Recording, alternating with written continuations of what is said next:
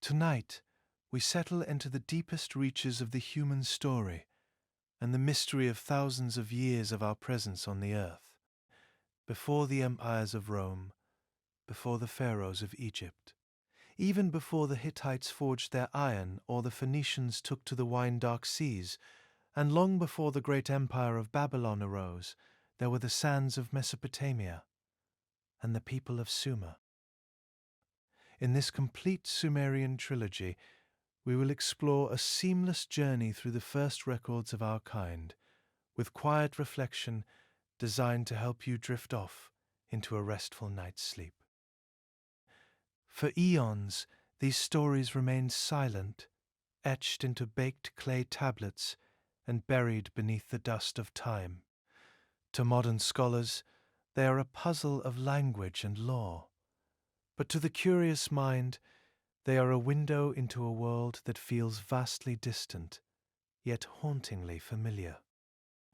Looking back into deep history, we will discover a time when the line between the heavens and the earth was thin, and the foundations of our civilization were first laid down. It is often said that history repeats itself, but the truths found within these tablets suggest something even more profound. They represent a beginning that cannot be repeated, a singular moment when humanity first began to track the stars, build the cities, and whisper to the gods. As you listen tonight, let the weight of these ancient ages settle over you, carrying your mind away from the noise of the modern world into the quiet, soothing continuance of the knowledge of those who have gone before us. Across the next few hours, we will move through 3 distinct chapters.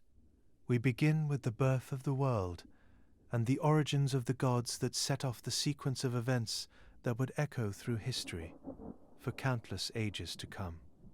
Next, we will move into the secrets of those Anunnaki and the formation of the Igigi, the race of lesser gods that would set the stage for the dawn of humanity. And finally, we will conclude with the ancient accounts of the Great Flood that forever changed the world for thousands of generations to come. Breathe deeply, let the outside world fade away, and join us as we uncover the history revealed by the ancient Sumerian tablets. Did the great Anunnaki emerge together with the universe from a sudden burst of celestial fire, or did they bloom as one from a dark, submerged abyss? Sumerian records speak of an era that preceded those first shimmering stars by eons before they cast light upon the void. This was a period of profound stillness, a time when the cosmos lay nestled in a cradle of shadows, long before mortal breath could ever disturb its perfect peace. Ancient scribes described this age as a boundless, yielding realm of unshaped water. There was no solid ground to walk upon, lacking any gentle winds to stir dark surfaces. Vast depths stretched endlessly in every direction, holding the heavy tranquility of an unwritten future. Within this limitless liquid expanse existed Namu, known to early priests as our great sea mother. She was not a being of flesh, but rather a pure essence of nurturing moisture. Her immense waters formed a single unbroken womb, cradling a silent void. Total maternal quiet reigned across her dark abyss, while undisturbed shifting tides floated peacefully in a deep, eternal slumber. This primeval ocean held the raw potential for everything destined to come into being.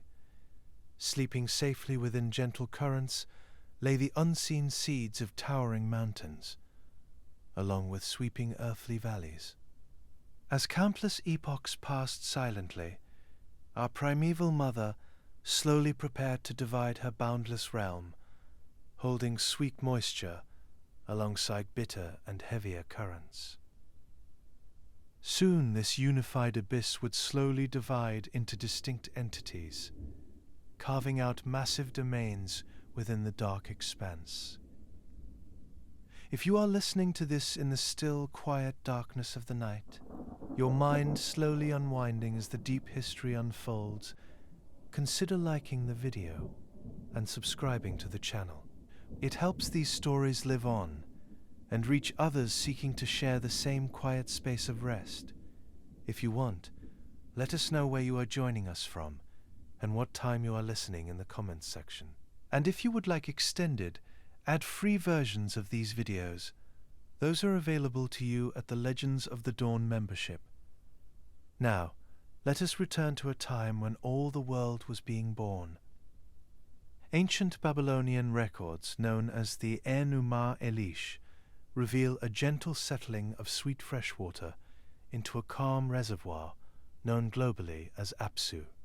These pristine life-giving currents drifted peacefully below all other things, forming a hidden sanctuary of flawless purity.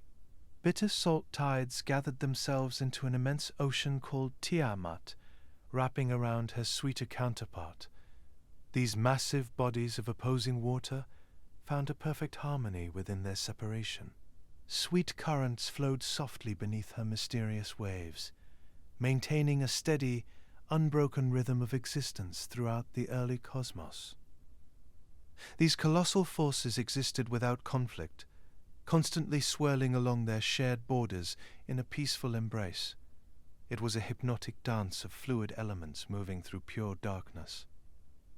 Hidden depths churned with a slow, meditative rhythm, pulsing like a submerged heartbeat in a formless void. Fresh streams from Apsu continually reached out to touch bitter edges of Tiamat, seeking a gentle union. Saltwater currents embraced those gentle intrusions within a maternal womb, sheltering every drop of sweet moisture. Friction from their meeting generated a continuous, tranquil hum, resonating through the stillness of a dormant universe. This continuous merging of sweet liquid with salt water acted as an incubator nurturing unseen seeds of life. Powerful forces began to gather within this swirling aquatic embrace, preparing a dark canvas for future designs. Profound chemical transformations were slowly taking place deep below unlit surfaces, directed by an ancient magic. Formless matter drifted patiently, condensing at a glacial pace, while gentle collisions of opposing currents provided the perfect nourishment for early creation, stirring a boundless void into physical form. Heavy waters were finally preparing to yield their very first solid precipitations, ending a massive epoch of isolation. Divine sparks of awareness slowly gathered together like salt crystals in a black void, waiting to awaken. Out of those gentle aquatic collisions emerged two primordial entities known to early scribes as Lamu, alongside his companion Lahamu. These distinct beings took shape like minerals solidifying on a quiet riverbed. Born directly from a mingling of Apsu with Tiamat, they carried traits of sweet moisture alongside bitter depths. Lamu represented a gradual thickening of silt within vast cosmic waters, while his twin Lahamu embodied those same accumulating sediments.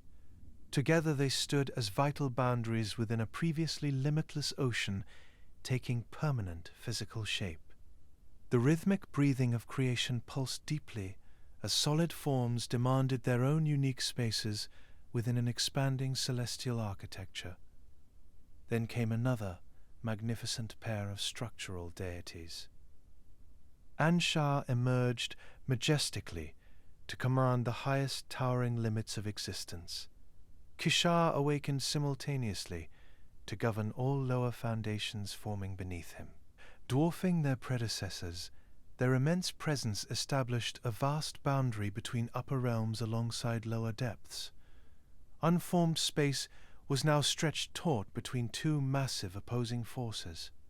Their combined divine bodies created the ultimate borders of an entirely new reality, creating the framework for an organized universe to lock firmly into alignment. Millions of years passed by as divine forms slowly gathered their strength.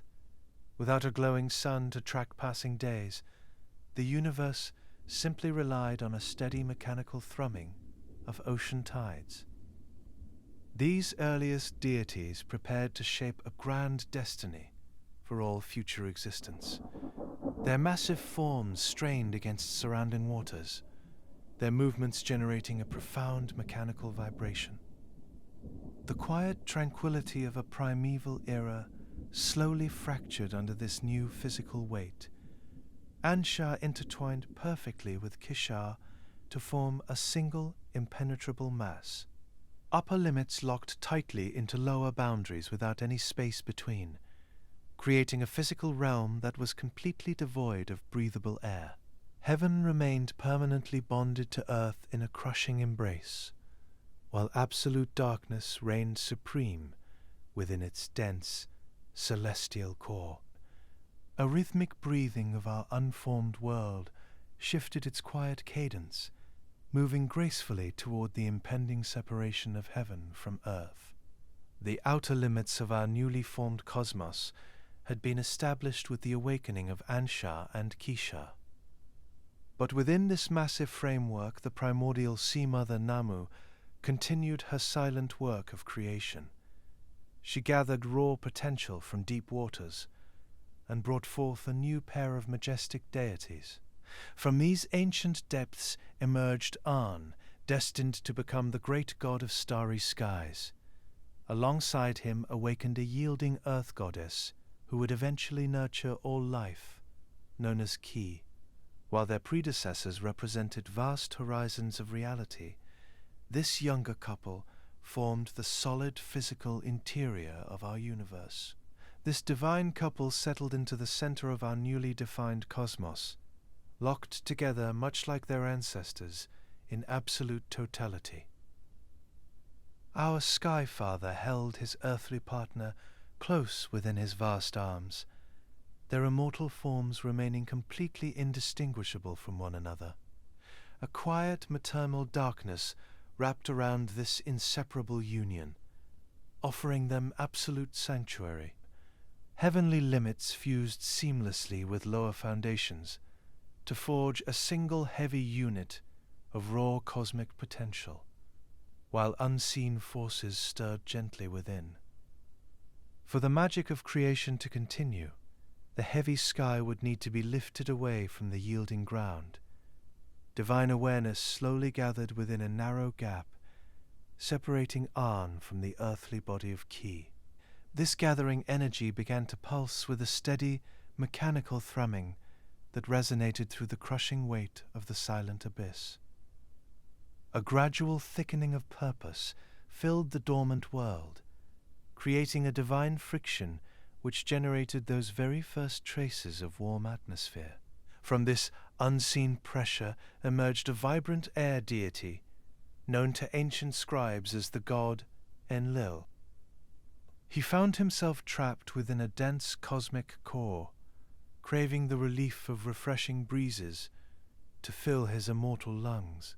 Enlil possessed a restless energy, demanding vast areas of open space for his immediate expansion.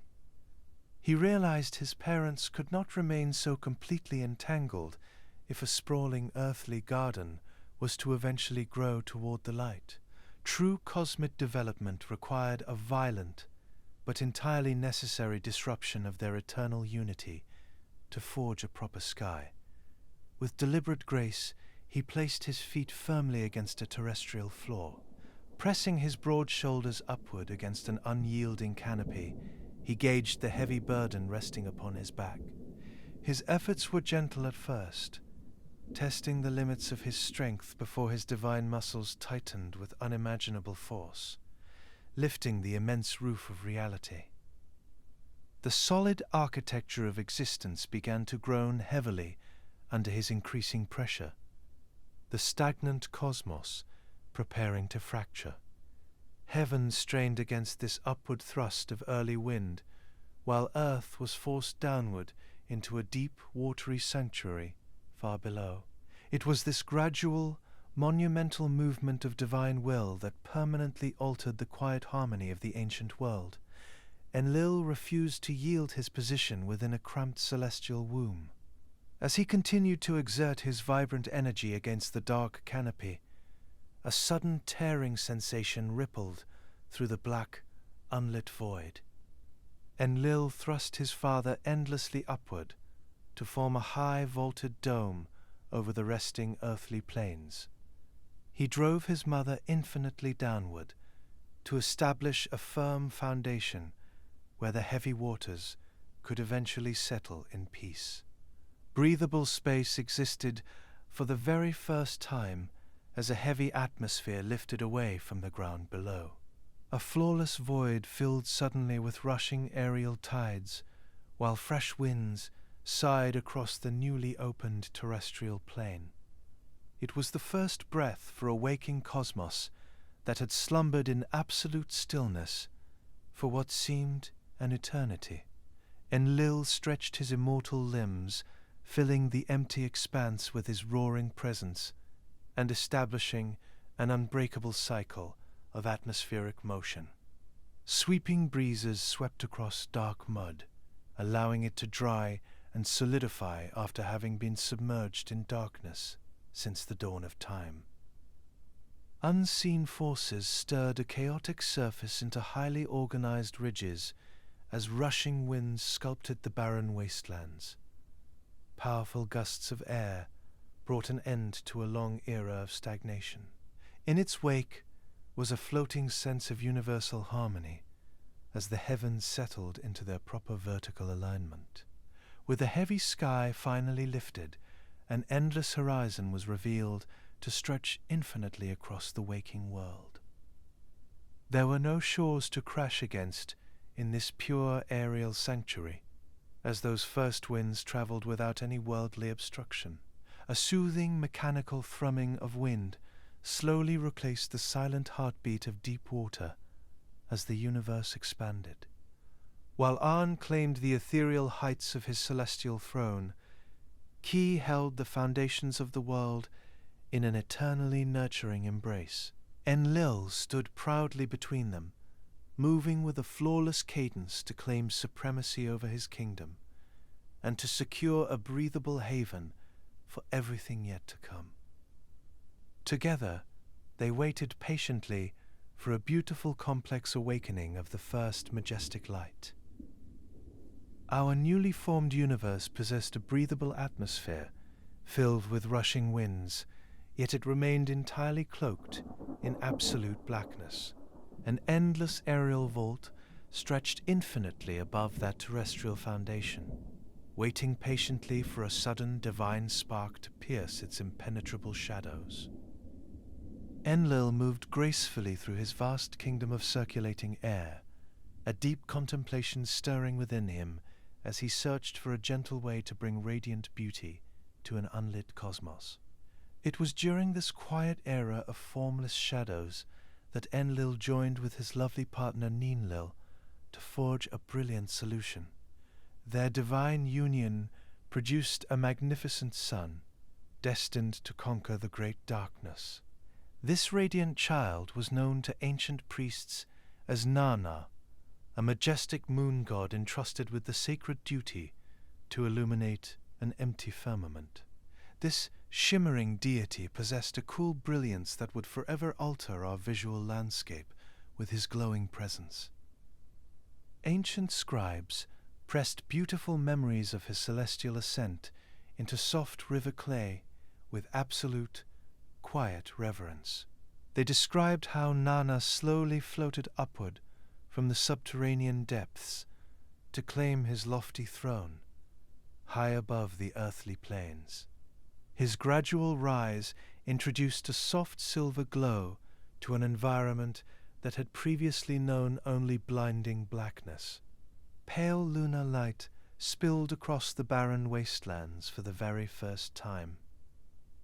Endless ridges of newly dried mud caught this gentle reflection, casting long, mysterious shadows across the barren terrestrial floor. This original illumination was entirely free from the harsh, scorching heat of a rising sun. Nana offered a perfect, soothing glow that embraced sleeping valleys with immense maternal gentleness. An undisturbed wilderness stretched out far below his watchful gaze, appearing incredibly pristine under the quiet, luminous vault of early creation. Immense bodies of water caught his shimmering reflection upon their glassy surfaces.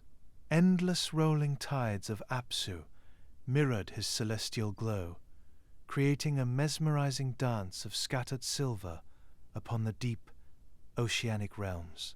Such delicate lighting required an exact celestial accounting to maintain a perfect universal balance. Our moon god established a rhythmic waxing alongside his gradual waning to mathematically measure the passing months. He grew full with vibrant energy before slowly retreating into a dark sliver, setting a vital, chronological heartbeat for all future life. Nana did not rule his sprawling night sky entirely alone. Soon countless stars emerged to accompany his nightly journey.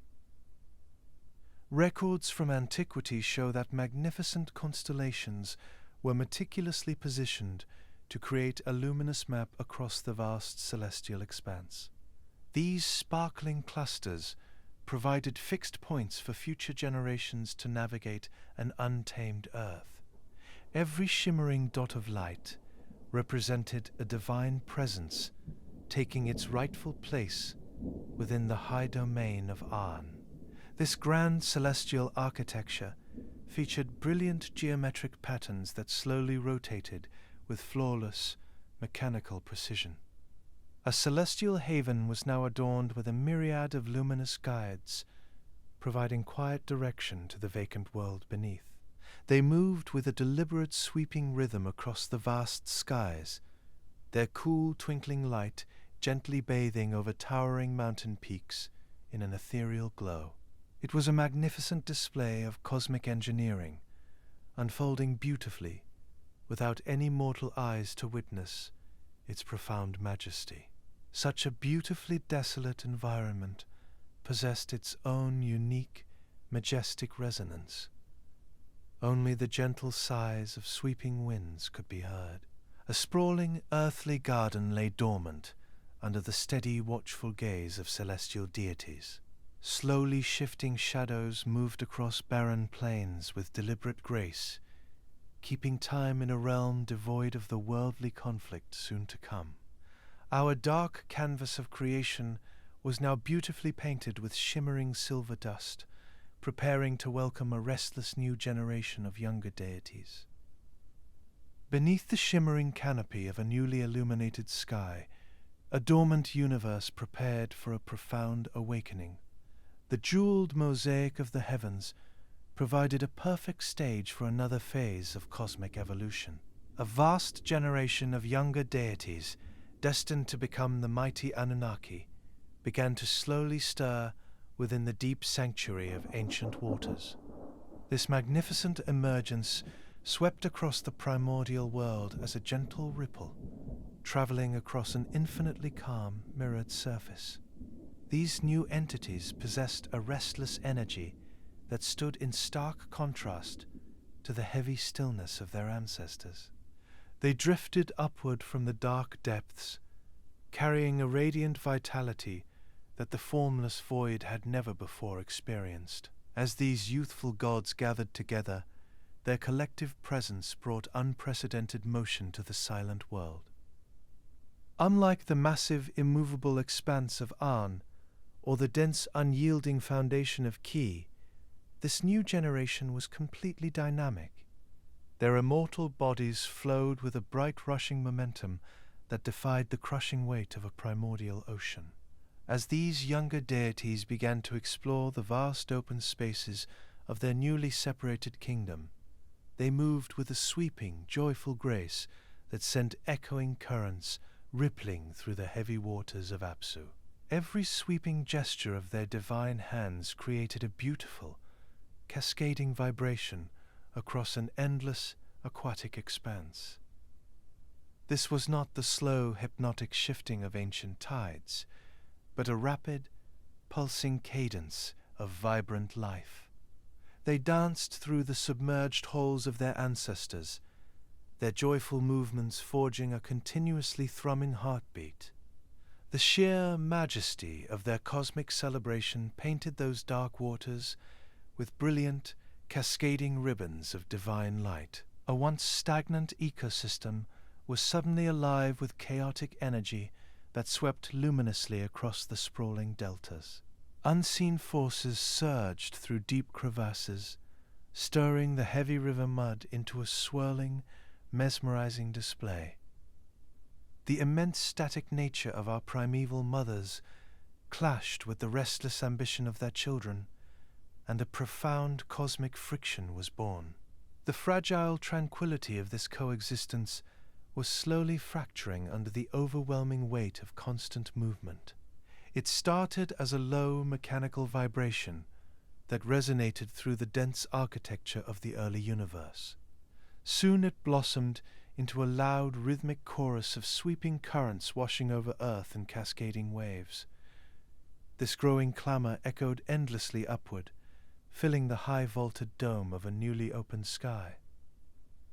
Enlil's rushing winds caught these joyful songs, carrying their divine melodies across barren, undeveloped wastelands. For the very first time in our cosmic history, the heavy blanket of absolute silence was permanently lifted.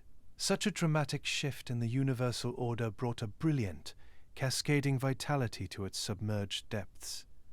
Younger gods playfully chased one another through the dense ocean of Tiamat. Their bright, immortal limbs cut effortlessly through the bitter salt tides, leaving trails of glowing, radiant foam in their wake.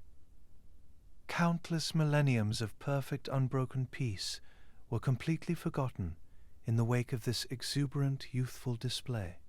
The primordial waters were no longer a dark, empty womb waiting patiently for an unwritten future. They had become a vibrant, bustling sanctuary of endless motion. The universe was stretching its immortal limbs, shedding the cold, lethargic slumber of its primeval infancy. Yet this constant echoing vibration began to travel downward into the deepest, untouched corners of the ancient abyss. A joyful clamor of this younger generation pierced the heavy protective shadows wrapping around our resting elder gods. A deep, lingering tension slowly took root within the dark. The great sea mothers, who had known nothing but a soft embrace of absolute quiet, felt their peaceful domains shudder. While Apsu rested deep within his hidden freshwater reservoir, the relentless noise of his children began to stir him from his eternal sleep. His ancient heavy waters rippled with a new and unfamiliar sense of growing irritation. The flawless balance of this cosmic ecosystem was straining under the immense weight of such vibrant, restless energy.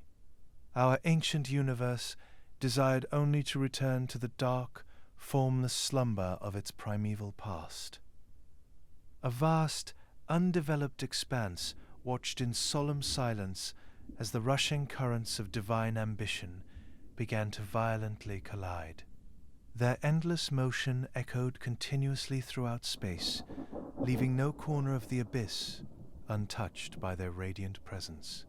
Ancient slumbering depths could no longer contain the escalating resonance of their own magnificent creation. Without a heavy sky to suppress their movements, younger deities continued their loud, exuberant dance across the liquid expanse. They were completely unaware that their beautifully echoing songs were slowly building toward a massive, inevitable disruption.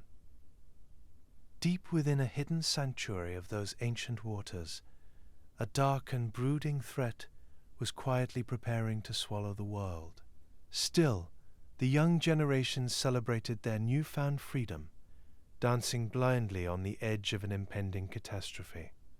The immense waters of Apsu churned heavily beneath them, his deep, hypnotic slumber permanently shattered by their radiant joy. This relentless clamor had finally shattered the elder's patience. A terrifying shadow gathered beneath the shimmering silver light of a newly awakened moon. The heavy, crushing weight of primordial waters was about to push back against the bright, rushing winds. Bitter currents of resentment swirled violently throughout all lower foundations of the resting world. Apsu sought to completely eliminate the vibrant life that had so suddenly invaded his quiet sanctuary. Every sweeping wave carried an ominous promise of devastating retaliation. The once flawless silence that had long inhabited the ancient abyss was permanently shattered by this chaotic uproar. Apsu could no longer endure the continuous mechanical disturbance echoing through his formless domain.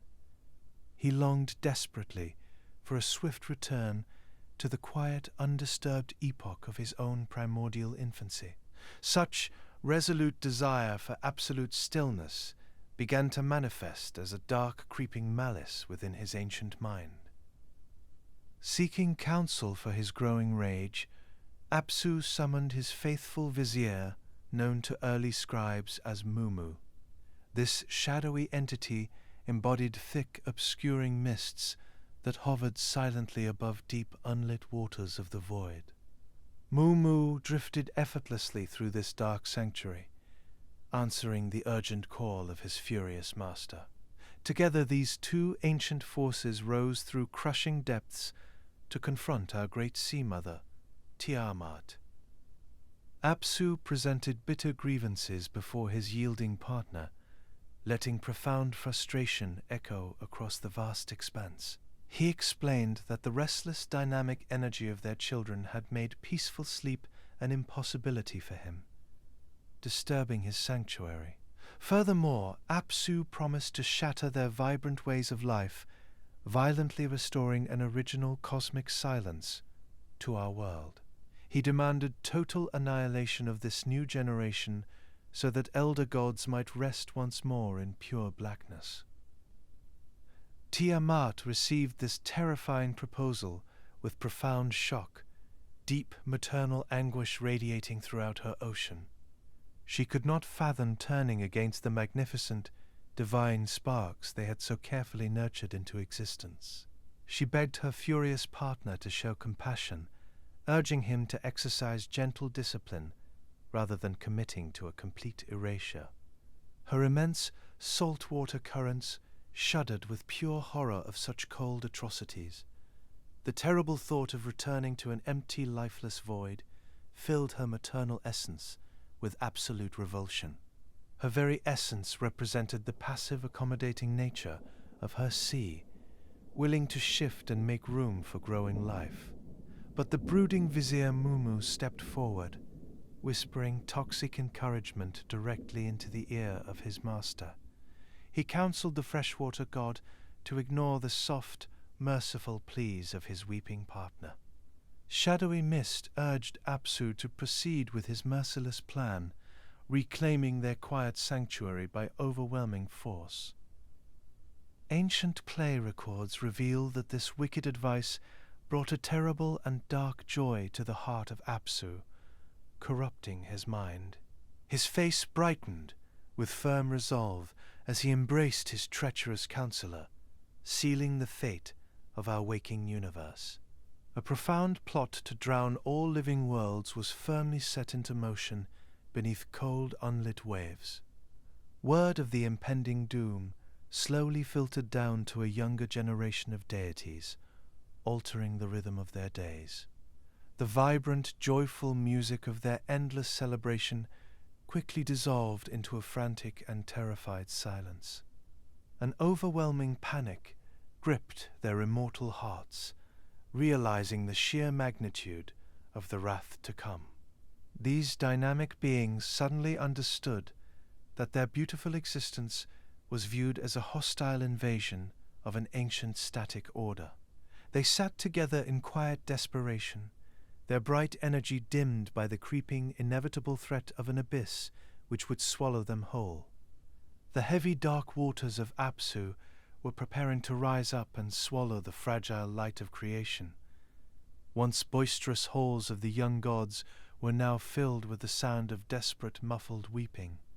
They paced nervously through their airy domains, searching for any possible defense against a boundless liquid force.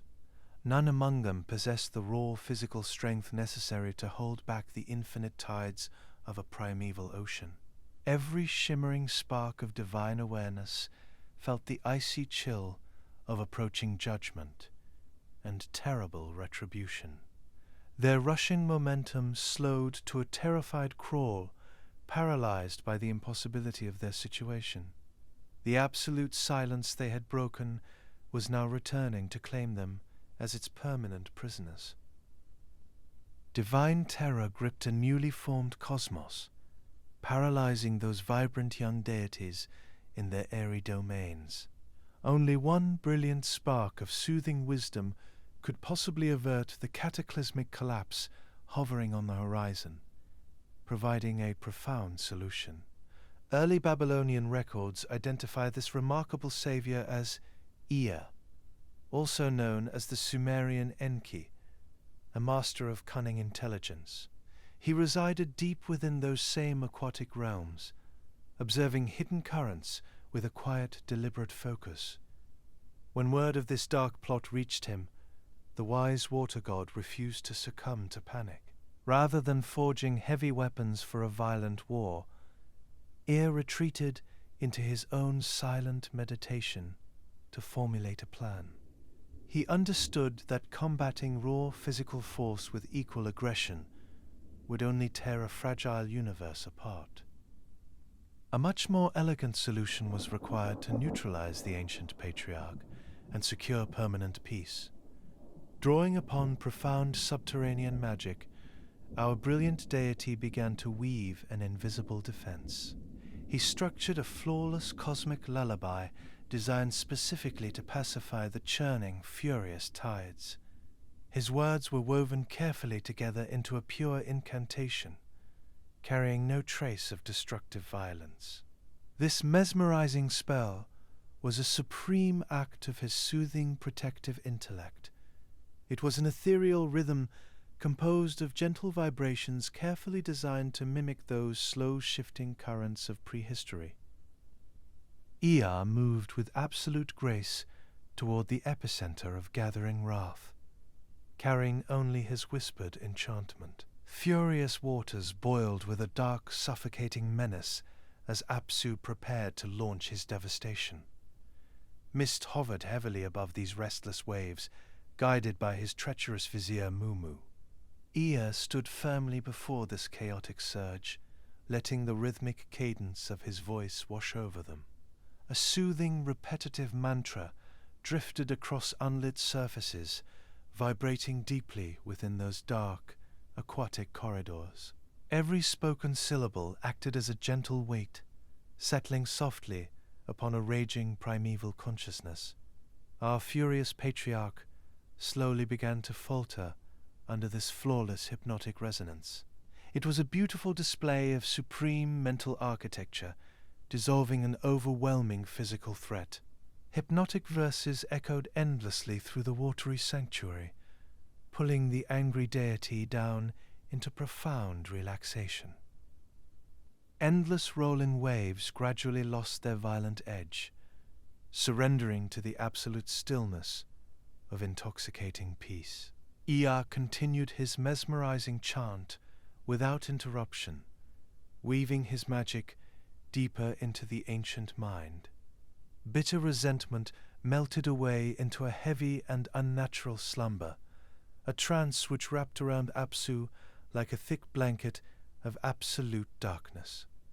The Supreme Father felt his massive form growing incredibly heavy, sinking back into a formless, tranquil state. His raging thoughts dissolved completely into a vast emptiness, removing all desire for cosmic retaliation. Soon, the entire subterranean ocean rested in perfectly unbroken stillness. Mumu struggled desperately against this enveloping quiet, trying to keep his bitter anger alive. A shadowy vizier was left breathless with agitation, paralyzed by those overwhelmingly soothing vibrations. He found himself entirely trapped within a dense magical fog, unable to rouse his slumbering master. The primordial threat had been peacefully neutralized without spilling a single drop of divine essence. Ea approached his sleeping ancestor with a reverent sense of respect, to ensure that this deep trance would never be broken. He moved gracefully through those pacified waters, preparing to claim his rightful dominion over them. To permanently secure this tranquil victory, our wise god carefully removed the ancient aura of power. He stripped away the shimmering crown of primeval supremacy, leaving the old world order completely disarmed.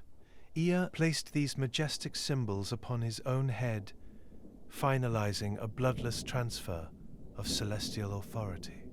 With this transformation, the era of static, unyielding stagnation was officially brought to a graceful conclusion. The suffocating dread that had paralyzed the younger deities instantly vanished into thin air. Vibrant sparks of life rejoiced silently within their airy realms, realizing their fragile existence was finally safe. Subterranean waters were no longer the hostile, brooding enemy plotting to swallow a waking universe. They had been transformed back into a passive reservoir by a brilliant application of pure intellect. The flawless cosmic lullaby continued to echo softly through the depths, guaranteeing an eternity of rest. Chaos yielded gracefully to a highly organized melodic structure, proving that wisdom conquers brute strength. This peaceful transition from violence into harmony allowed a complex physical reality to finally flourish. Deep resonant hums of magical verses replaced all chaotic noise and established a steady heartbeat for the ages to come. The heavy gears of existence continued turning beneath those black waves, settling into their proper cosmic alignment. Our great Sea Mother Tiamahat watched silently from afar, absorbing this sudden shift in celestial hierarchy. Her immense salt tides remained peacefully separated from those sweet resting waters of her former partner. She offered no violent retaliation against this bloodless coup, accepting the new era with maternal grace. Those young deities above were now completely free to dance and exert their vibrant energy across open spaces. Their joyful melodies echoed continuously through a high-vaulted dome washing over newly dried mud. A sprawling earthly garden waited patiently for unseen seeds to bloom, nourished by these gentle shifting tides. Every shimmering drop of fresh water carried a quiet promise of future creation locked within a dark abyss. Ea stood quietly over his pacified ancestor, feeling a sense of deep connection resonate through every single droplet of sweet moisture that now filled his vast aquatic domain. With his brilliant mind focused entirely on ensuring eternal peace, this remarkably wise water god began meticulously constructing the most magnificent freshwater sanctuary ever conceived. He built his glorious underwater abode directly upon the motionless, resting body of Apsu, permanently securing absolute dominion over those massive liquid foundations without causing any further harm. Shimmering protective walls of pure ancient magic rose slowly from the deep ocean floor, glowing softly with an ethereal light that beautifully illuminated every hidden corner of his kingdom. This radiant fortress became known to early scribes as the sacred Abzu, serving faithfully as an impenetrable haven of supreme logic, hidden safely beneath the chaotic shifting surface. Ea wandered through these spacious new halls with sweeping grace, pausing to admire how smoothly every aquatic element had settled into its proper placement. The celestial hierarchy had finally found an unshakable equilibrium, and a beautiful era of serene resolution gently washed over every living entity currently residing within those expansive, airy realms far above. Vibrant young deities danced freely across an open sky, their joyful movements perfectly matching the steady heartbeat of early creation. Yet even amidst all this exuberant celebration, a solemn realization slowly took hold. Such an immense world of untamed wilderness required constant heavy maintenance to survive. demanding relentless attention from its immortal inhabitants to prevent the systemic collapse of their fragile reality. Barren terrestrial plains waited patiently for unseen seeds of life to eventually bloom, requiring complex networks of protective irrigation to adequately nurture any future agricultural growth. Unruly rivers needed careful and deliberate guidance to prevent devastating floods. Towering mud-brick temples would eventually demand immediate construction to house a rapidly growing pantheon of divine figures. These unrelenting administrative burdens weighed heavily on the resting minds of our senior creators, who truly wished only to enjoy their hard-won peace without any worldly interruption. The most ancient of the deities had flatly refused to sacrifice their own hard-earned tranquility to engage in the grueling physical labor necessary to cultivate the damp river mud below. To bear this immense earthly burden, a completely new, robust generation of lesser divine beings was suddenly brought into existence from an overflowing abundance of raw, cosmic energy. Ancient clay tablets identify these subordinate figures as the Igigi, forged specifically by supreme powers to shoulder all the backbreaking responsibilities of a rapidly developing physical world. These diligent, tireless workers materialized silently within a quiet void, fully prepared to dig deep winding watercourses through layers of dense soil without uttering a single complaint. They accepted their demanding role without any immediate hesitation, willingly taking up their heavy wooden tools with a deeply ingrained sense of unified purpose. The gods watched closely from their luminous shrines with deep satisfaction, knowing their majestic paradise was entirely secure and beautifully tended by highly capable immortal hands.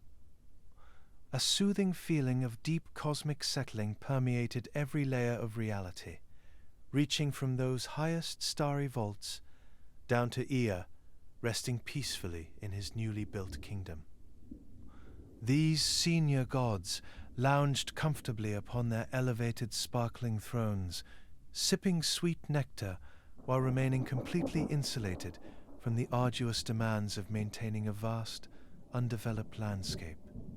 Endless rolling tides mirrored the calm rotation of glittering constellations high above, uniting all distinct elements of creation into a breathtakingly harmonious symphony. A gentle warmth bathed the earth, coaxing fragile green shoots from the fertile silt along the riverbanks. Dedicated Igigi marched steadily toward those virgin fields, their broad, sturdy shoulders carrying woven baskets meant to transport the raw materials of a budding civilization. Everything necessary for an intricate, flourishing web of life had been carefully established by supreme intellect, leaving absolutely no functional detail to chance. The vast wilderness rested safely beneath a dense shroud of twinkling celestial lights, waiting patiently for those diligent lesser gods to fulfill their monumental task. While countless shimmering stars maintain their eternal vigil from the heavens, they stand absolute, nurturing the earth below. Within the unreachable heights of the atmosphere, the Anunnaki lapsed into a deep and peaceful slumber. Cool evening shadows slowly lengthened across quiet plains as a soothing veil of uninterrupted grace blanketed all of creation. As you listen and share these stories, you become a part of this deep history. The world retreats, the intricate structures of the day dissolve into the fluid grace of a peaceful dream. Your heartbeat slows, falling into a quiet alignment with the heavy, cyclical shifting of the world's seasons. This great engine of existence vibrates with a steady, grounding hum, fueled by a primal sorcery sown into the fertile earth at the very dawn of time. Release your consciousness to roam the glowing corridors of antiquity, where you might walk among the wise mentors who rose from the still depths of the primordial ocean. These serene messengers may share their immortal insights with your dreaming spirit, instilling a weightless, enduring clarity of cosmic balance. In the velvet grip of the night, our thoughts drift toward the stunning mystery of how all began. This sacred thread of history acts as a silent vow that the flame of wisdom will never be extinguished, that we can sleep trusting in the cosmos to follow a flawless, intentional path. As the solid world blurs and fades, a final whisper of thought settles over the threshold of slumber. The vast expanse of the past welcomes us into the eternal march of time, tethered to the rhythmic, hushed breathing of the ancient earth. We rest now, infused in the profound silence of the stars, a continuance of this silent and majestic legacy. The pulse of the early wilderness beats with a steady and heavy grace, driven entirely by the tireless carving of the junior pantheon. Beneath the celestial vault, these divine workers carry out their monumental duties, from the opening of the great river veins to their quiet retreat into the shadows of the temple gates at night, sharing the deep tranquility of a world held in perfect organic balance. They surrender to the cooling air, drifting into a profound and restorative stillness where the weight of their labor dissolves into the vast, encompassing quiet. But the peace of these immortal laborers would not remain undisturbed. Eventually, a spirit of rebellion would stir within the fertile fields and marshes, leading the gods to a crossroads that would forever reshape the destiny of the earth. To witness and understand the birth of a new solution to this heavenly crisis, we must regress the story back into time, to the freshwater sanctuary of the master architect, and begin with a deep and meticulous preparation of the gods. Did the earliest rulers emerge slowly from the dark soil, or drift down silently from the celestial vault to instill perfect balance over the sleeping plains? Long before the monumental Sumerian temples cast their long shadows across the valley, a vast sanctuary of untroubled waters and rich clay peacefully thrived. The winding currents drifted with the profound and unhurried rhythm, weaving through the dense marshlands without breaking the absolute stillness.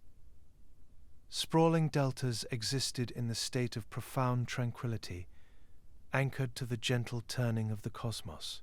Warmth from the distant sun baked the soft edges of the rivers, turning the yielding mud into the firm, unyielding foundation. There was absolutely no haste in this ancient cradle, only the slow breathing of the untouched earth awaiting the dawn. Ancient tablets speak of wandering groups eventually finding their way into this valley, seeking the peaceful embrace of the cool, sheltering reeds.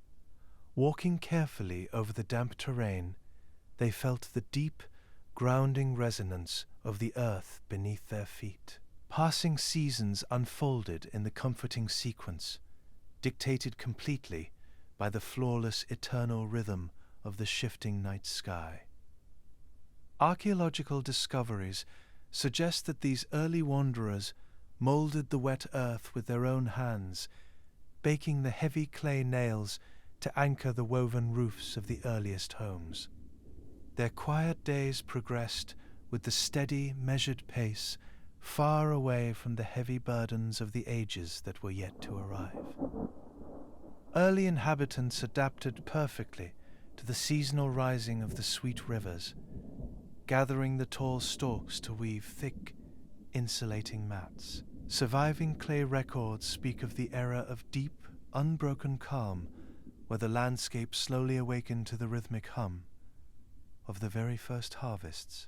This untouched sanctuary was said to be the revered home of the wise water deity known as Enki, who rested peacefully inside the hidden submerged depths called the Apsu. If you are listening to this in the still, quiet of the night, your thoughts beginning to calm, your mind slowly wandering through this deep history, consider liking this video and subscribing to the channel. It helps these stories live on and reach others as we share this relaxing space of rest. If you like, let us know in the comments where and what time you're joining us from. It is wonderful to hear that this continuance of history helps others to relax and drift off to a peaceful sleep, wherever they may be. And if you would like uninterrupted sleep and longer versions of these quiet, soothing stories, those are available to you within the Legends of the Dawn membership, accessible from the link in the description. Now, let us leave the stress of the world completely behind and return together to an era where the very dawn of mankind was quietly taking shape. Annual swelling of the rivers was never seen as the punishment of the divine court, but merely the necessary structural cooling of the world that sustained the resting fields. Then, the most profound, majestic transformation took place, the cosmic alignment that permanently shaped the future of this lush, quiet basin. The highest authorities of the heavens looked down from the starry expanse, choosing to grant the structural blueprint of civilization unto the peaceful human settlements. Earliest scribes documented with absolute awe that the holy concept of kingship descended softly from the upper atmosphere. Celestial directives did not strike the earth with the frightening roar of thunder, nor did they arrive with the sharp, blinding light of raging storms. It is said that it drifted downward as gently as falling autumn leaves, coming to rest upon the pure, sacred soil of the very first human gathering place. Ancient fragmented texts indicate that the Immortal Council selected the quiet, holy settlement of Eridu to serve as the pristine beacon of this supreme, heavenly design. Sitting peacefully beside the calm, whispering waters of the southern Gulf, it functioned as the perfect, untainted refuge. Within these clay walls, the divine presence walked openly beside the mortal inhabitants, generating the atmosphere of complete, restorative harmony.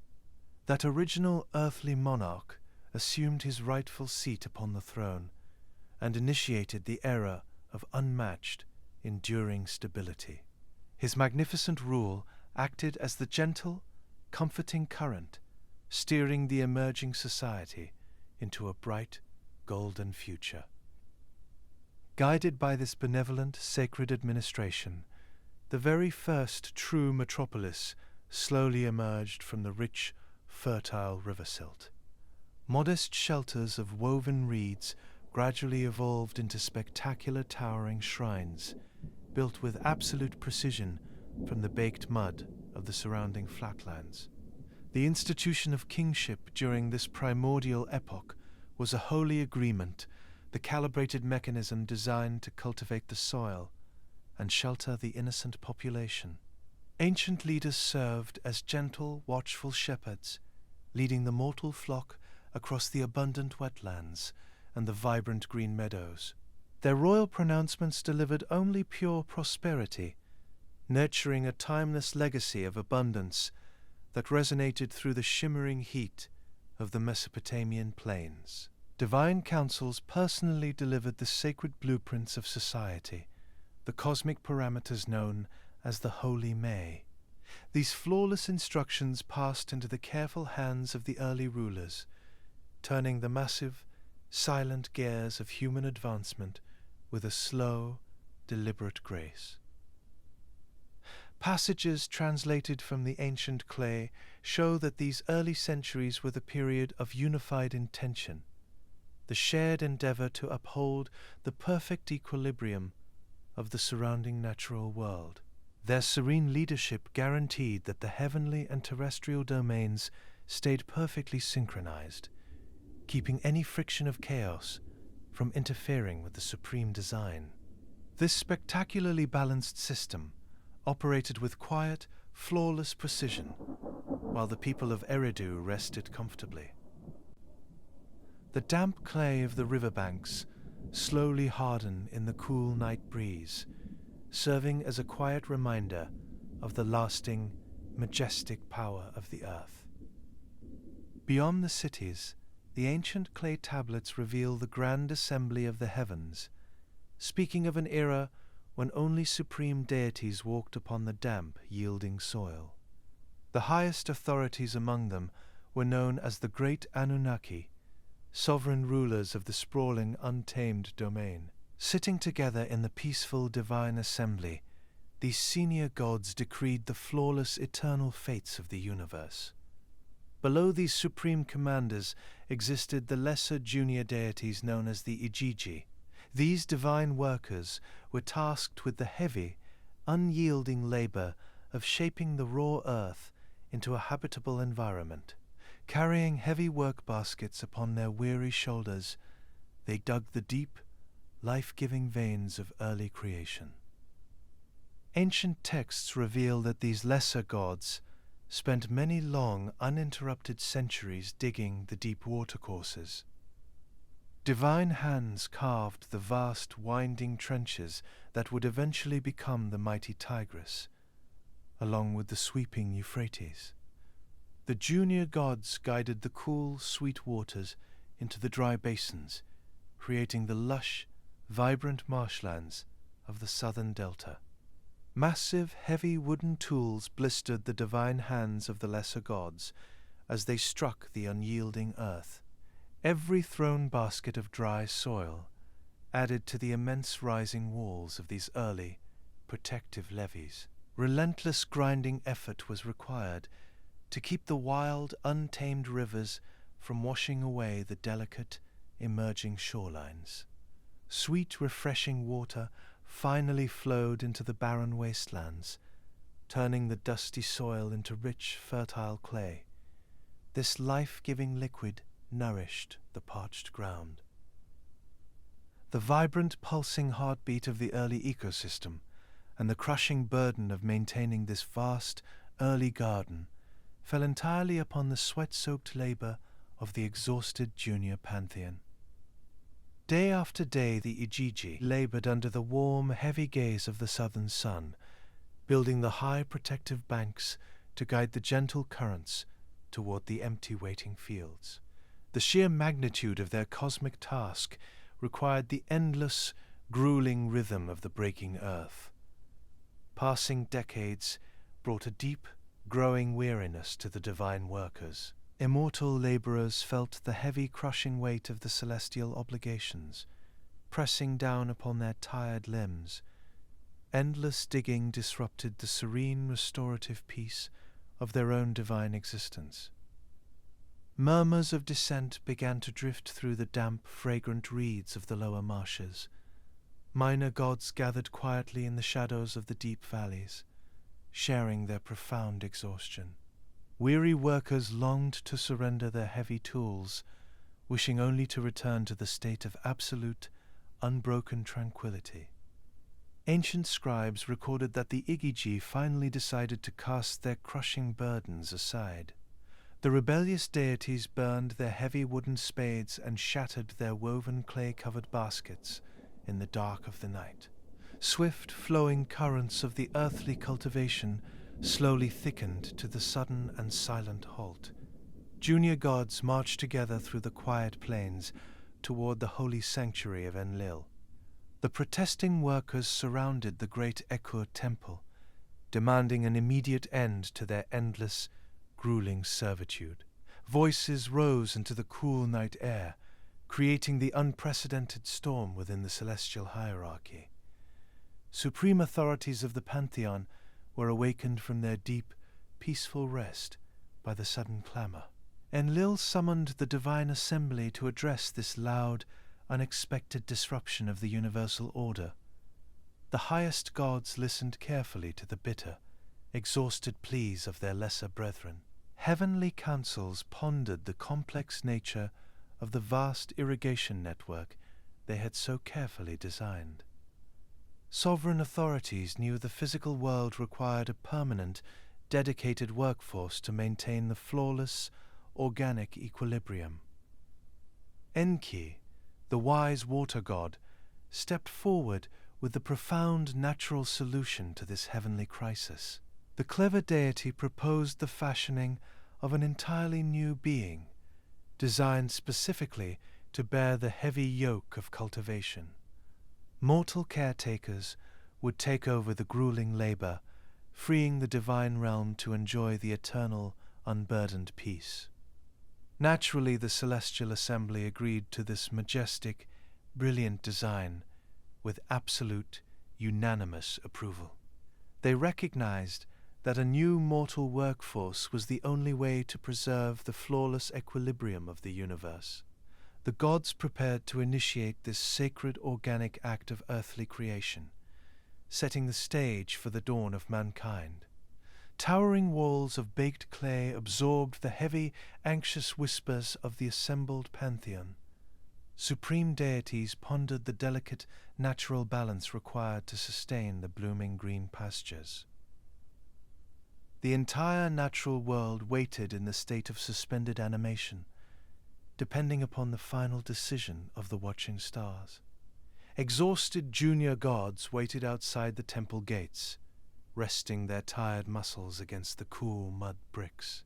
The rebellious workers breathed slowly in the quiet darkness, hoping their long, punishing labor was finally at an end. Enlil looked down upon the resting plains, understanding the vast agricultural demands of the physical world. The supreme leader knew the bountiful harvests of civilization could not bloom without the steady, rhythmic application of physical force. New caretakers would need to be bound tightly to the earth, anchored perfectly to the seasonal flooding of the sweet rivers. The sacred texts indicate that this specific moment marked the ultimate irreversible shift in the earthly dominion.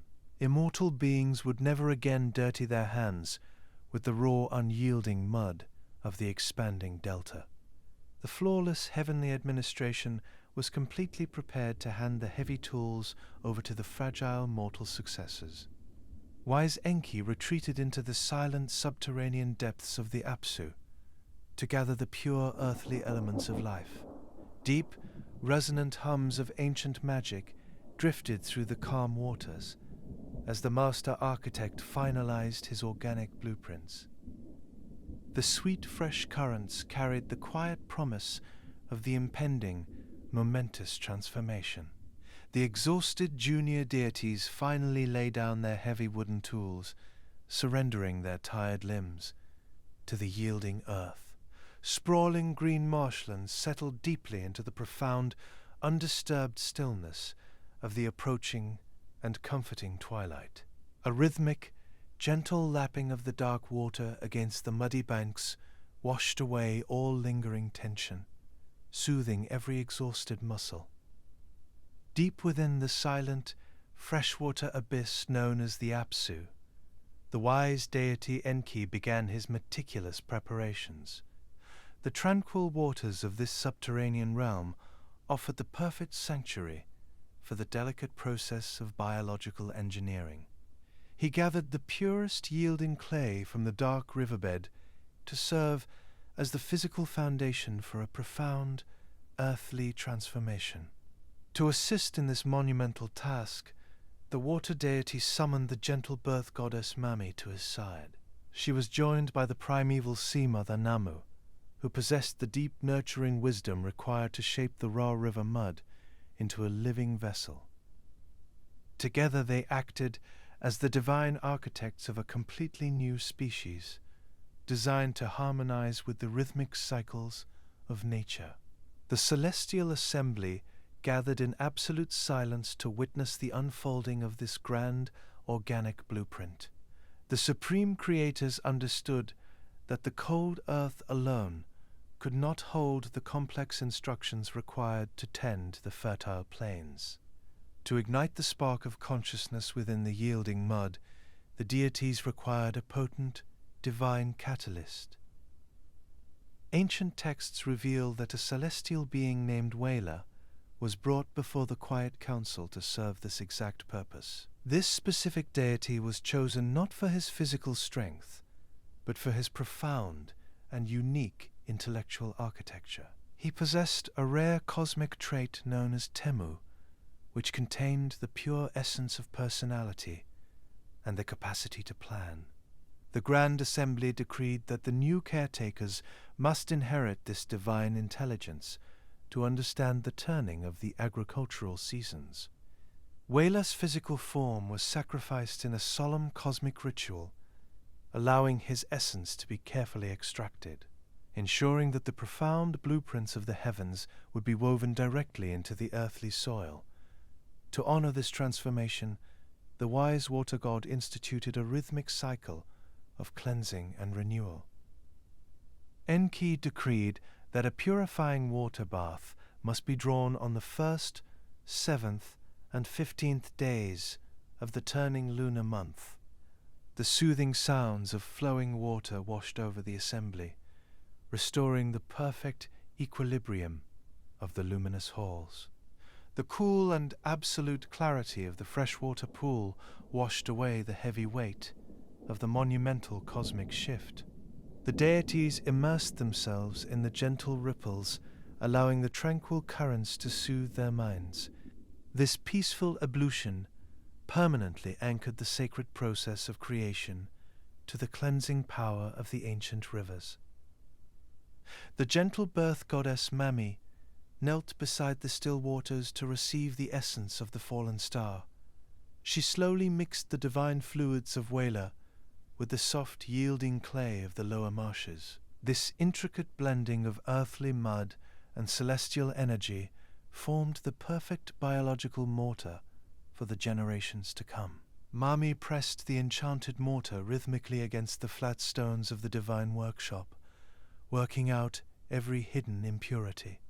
The wet mud surrendered completely to her experienced touch, becoming as smooth and pliable as polished alabaster. She worked with the quiet dedication of a master artisan, deeply focused on the physical weight of her extraordinary canvas. The supreme intelligence of the sacrificed deity was folded deeply into the wet soil with every measured movement of her hands. This careful integration granted the new species the necessary wisdom to eventually orchestrate the complex operations of the sprawling cities. The raw and unformed earth was now thoroughly infused with the celestial capacity to reason and to dream. Divine hands worked with a slow and hypnotic grace as they sculpted the earliest human workforce. The heavy scent of wet earth and crushed reeds drifted through the bright halls as the biological vessels took their final shape. Each delicate feature was pressed and smoothed until the shapes perfectly mirrored the majestic forms of the creators themselves. The primeval mother Namu guided the hands of the attendant birth goddesses, ensuring every limb was shaped with absolute precision. They worked in perfect unison, moving to the quiet and rhythmic chanting of the ancient water deity. The cool dampness of the clay provided a constant grounding texture to the highly elevated magic filling the subterranean room.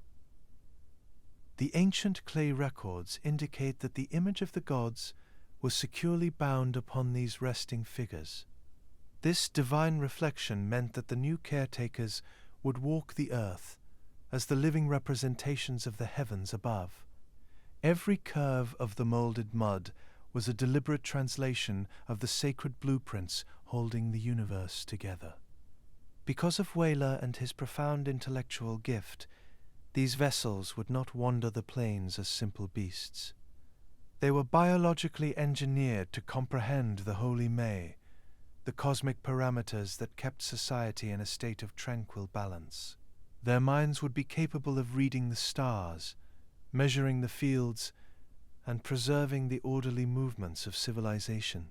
The complex understanding of architecture and irrigation was silently encoded into the very fibers of their unbreathing bodies. This inherited wisdom ensured that the chaotic forces of the untamed wilderness could be forever managed by human hands. Waila provided the mental framework for humanity to construct towering temples and carve the vital lifelines of the sweeping canals. The integration of mortal earth and immortal thought was an absolute triumph of ancient biological engineering. The soft river silt provided a yielding and adaptable body, while the celestial essence provided the spark of divine awareness. Together, these elements forged a perfectly balanced entity capable of maintaining the heavy agricultural burdens of the lower world. Every mortal generation to follow would owe their capacity for logic and order to this original divine infusion. The early thinkers and the patient scribes would eventually draw their meticulous focus from this buried celestial architecture.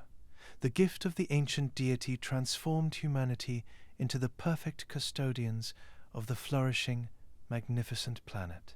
When the physical sculpting was finally complete, the silent figures rested like sleeping statues upon the damp riverbank. The smooth mud of their skin dried slowly in the ambient warmth of the subterranean sanctuary. They were entirely peaceful and still, waiting patiently for the final mechanism of their creation to be set into motion. Enki and Mami leaned close to the unmoving clay, inspecting the flawless execution of their beautiful design. The hushed silence of the Apsu stretched out endlessly, wrapping the unbreathing forms in a protective and heavy calm. The grand assembly of the heavens watched from above, anticipating the magnificent moment when the earth itself would finally awaken. The physical architecture of humanity was complete, yet the spark of rhythmic life had not yet ignited the cosmic engine within. The transition from silent mud to breathing caretaker required one final, delicate transfer of divine energy. Deep within the chests of these resting mortals, the immortal essence of Wela waited peacefully for the first drumbeat of existence. It was the presence of the Atemu, the lingering spirit of the sacrifice star, that provided the ultimate spark of rhythmic life. Ancient texts reveal that this celestial energy did not fade away into the yielding earth, but remained permanently housed within the fragile clay of mankind. This divine spirit provided the vital force needed to awaken the sleeping figures from their unbreathing slumber. The grand assembly watched in absolute silence as a warm wind passed through the damp cavern and filled the waiting lungs with air. Suddenly, the quiet sanctuary echoed with the soft, steady thumping of the very first human pulse. The ancient records describe this constant internal drumbeat as a soothing mechanical rhythm that anchored the wandering mind to the physical reality of the present moment. Every beating heart served as a permanent, living memorial of the divine contribution to our earthly existence. With the blood of the fallen Creator rushing through their newly fashioned veins, the mortal caretakers slowly opened their eyes. They felt the cool mud beneath their fingers and heard the gentle lapping of the nearby subterranean water. It was a tranquil awakening into a beautifully balanced universe, perfectly calibrated for their gentle arrival. These early laborers were entirely peaceful and deeply content to accept the heavy burdens of the earthly domain. They rose slowly from the dark riverbed, moving with a hypnotic grace that mirrored the turning of the distant stars. Their minds possessed the deep intelligence required to understand the sacred blueprints of the Holy May. Walking out into the golden haze of the afternoon sun, the new stewards found the heavy wooden tools discarded by the junior gods. Mortal hands grasped the smooth timber, lifting the spades and the woven baskets without any hesitation or complaint. They stepped quietly into the overgrown irrigation trenches, ready to maintain the vast agricultural engine of the world.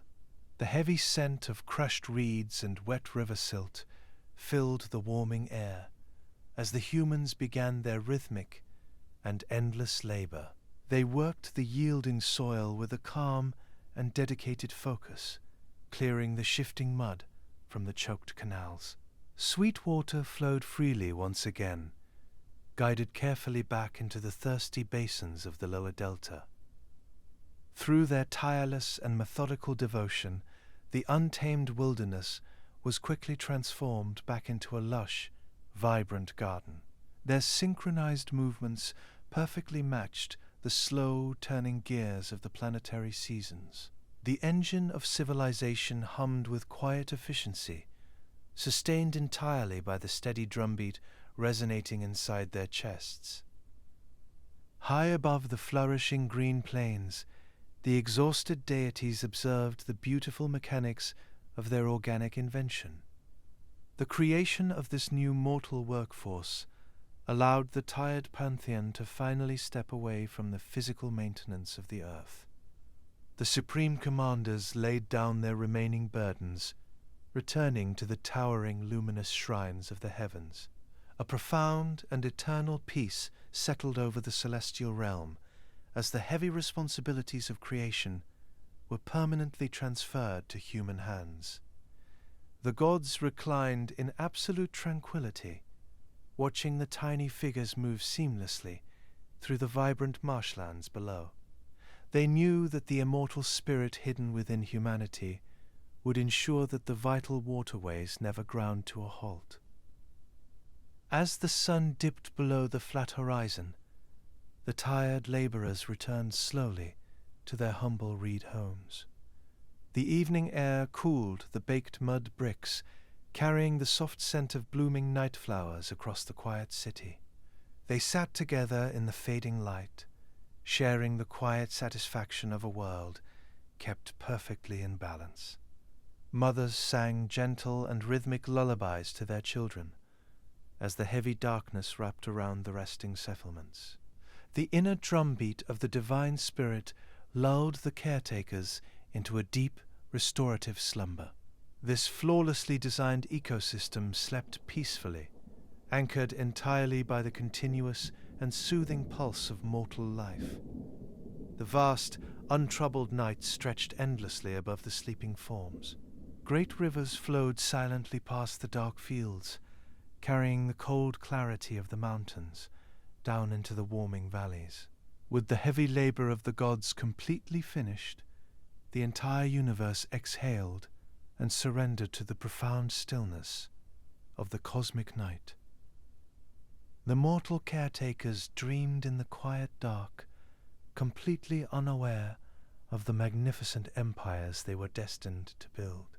The earthly architecture stood firm, a silent testament to the masterful hands of the architects in the abyss. Magic in the ancient world is understood as a pure, rhythmic cleansing process that maintains the flawless balance of creation. The blueprints of society emerged dripping wet from the quiet halls of the water god.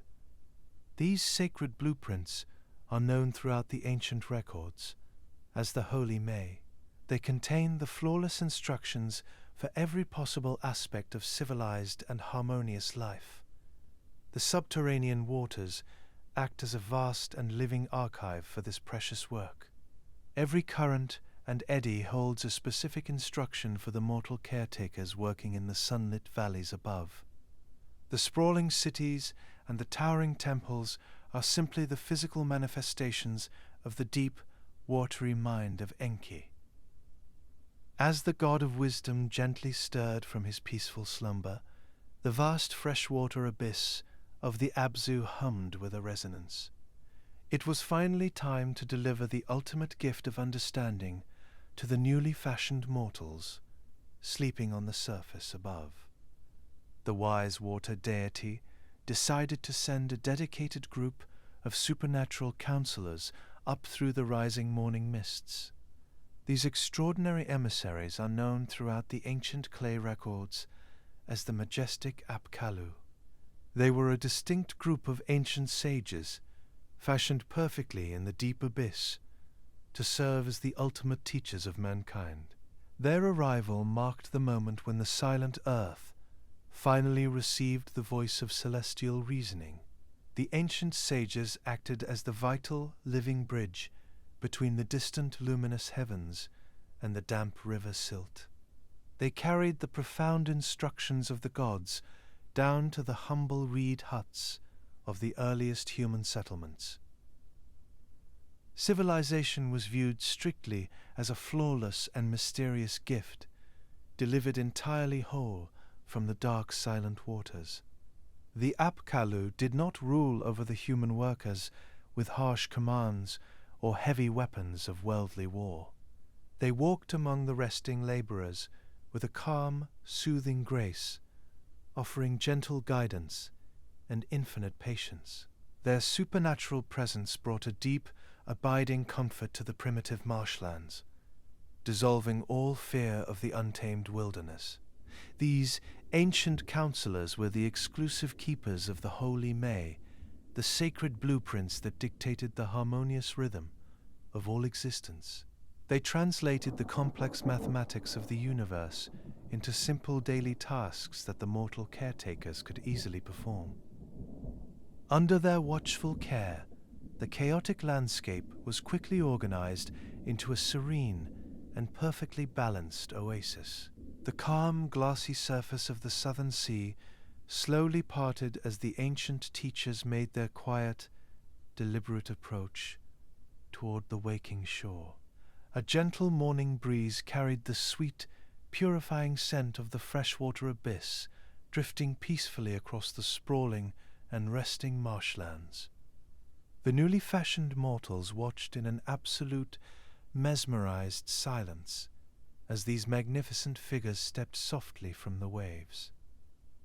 These wise emissaries appeared in a form that perfectly reflected the deep, watery domain from which they were sent.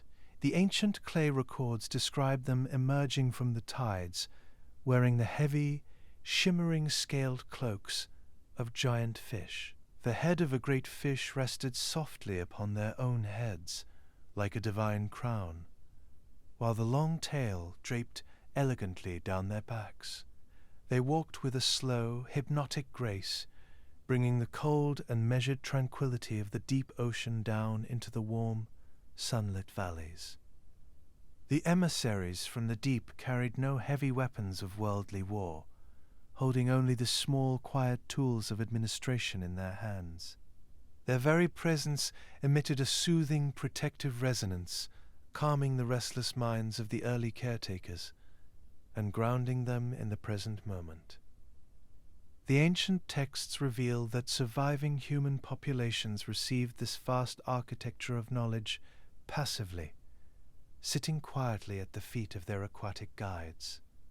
They did not struggle to invent the complex arts of civilization through endless, frustrating generations of painful trial and error. Instead, they simply opened their minds to the whispering teachers, accepting the harmonious rules of society as a profound gift from the deep.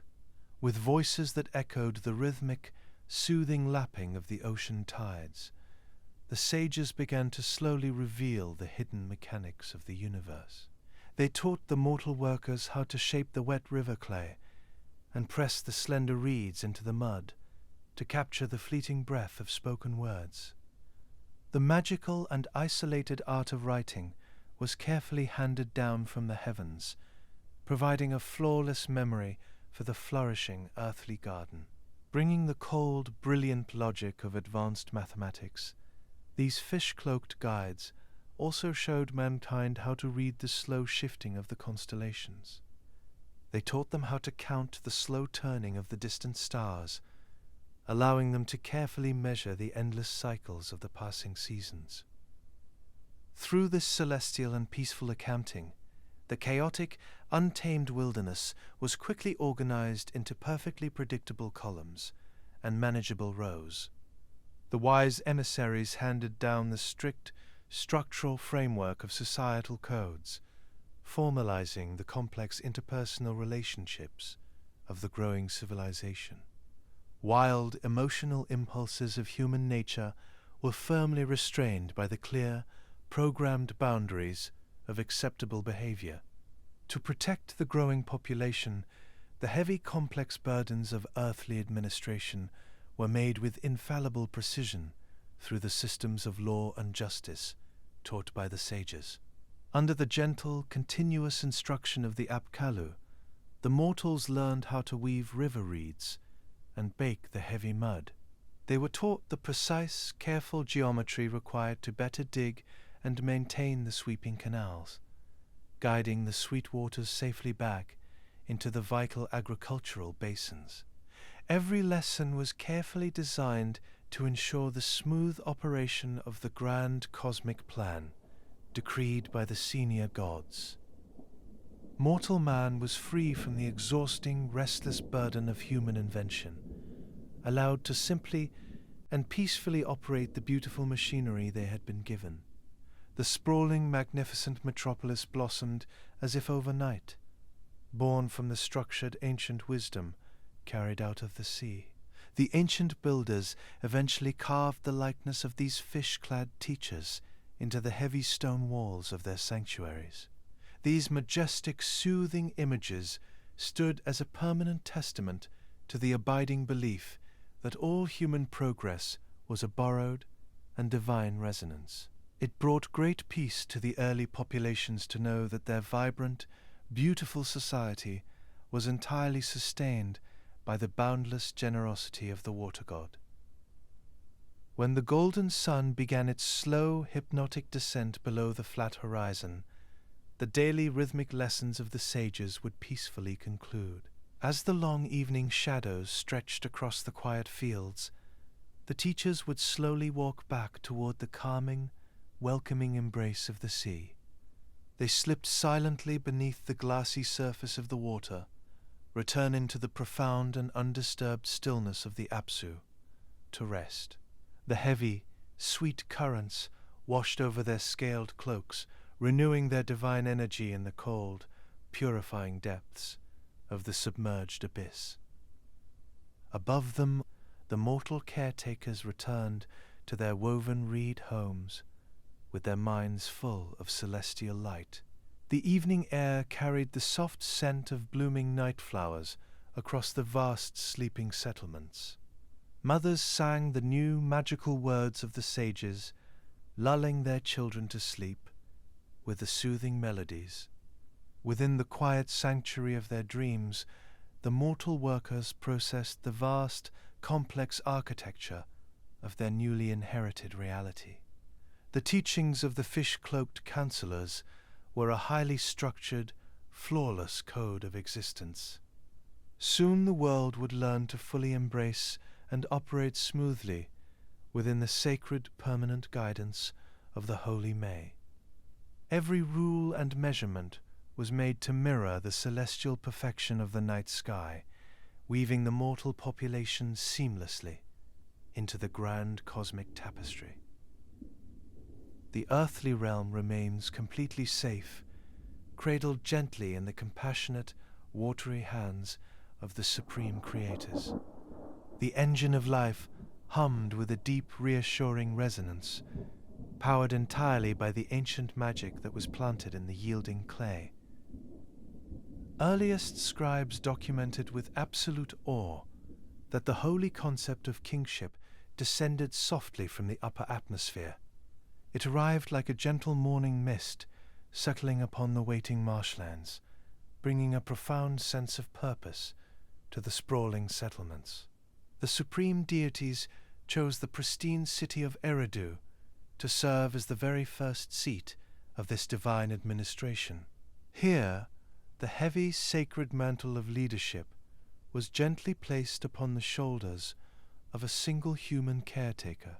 This original monarch was not viewed as a conqueror, but as a dedicated shepherd chosen to guide a vast wandering flock across the green meadows. The early rulers accepted this monumental burden with a deep and quiet reverence for the watching stars. They understood that their newly elevated position was simply a functional mechanism within the grand turning cosmic machinery. Their primary duty was to weave the flawless instructions of the Holy May directly into the daily rhythms of the waking world.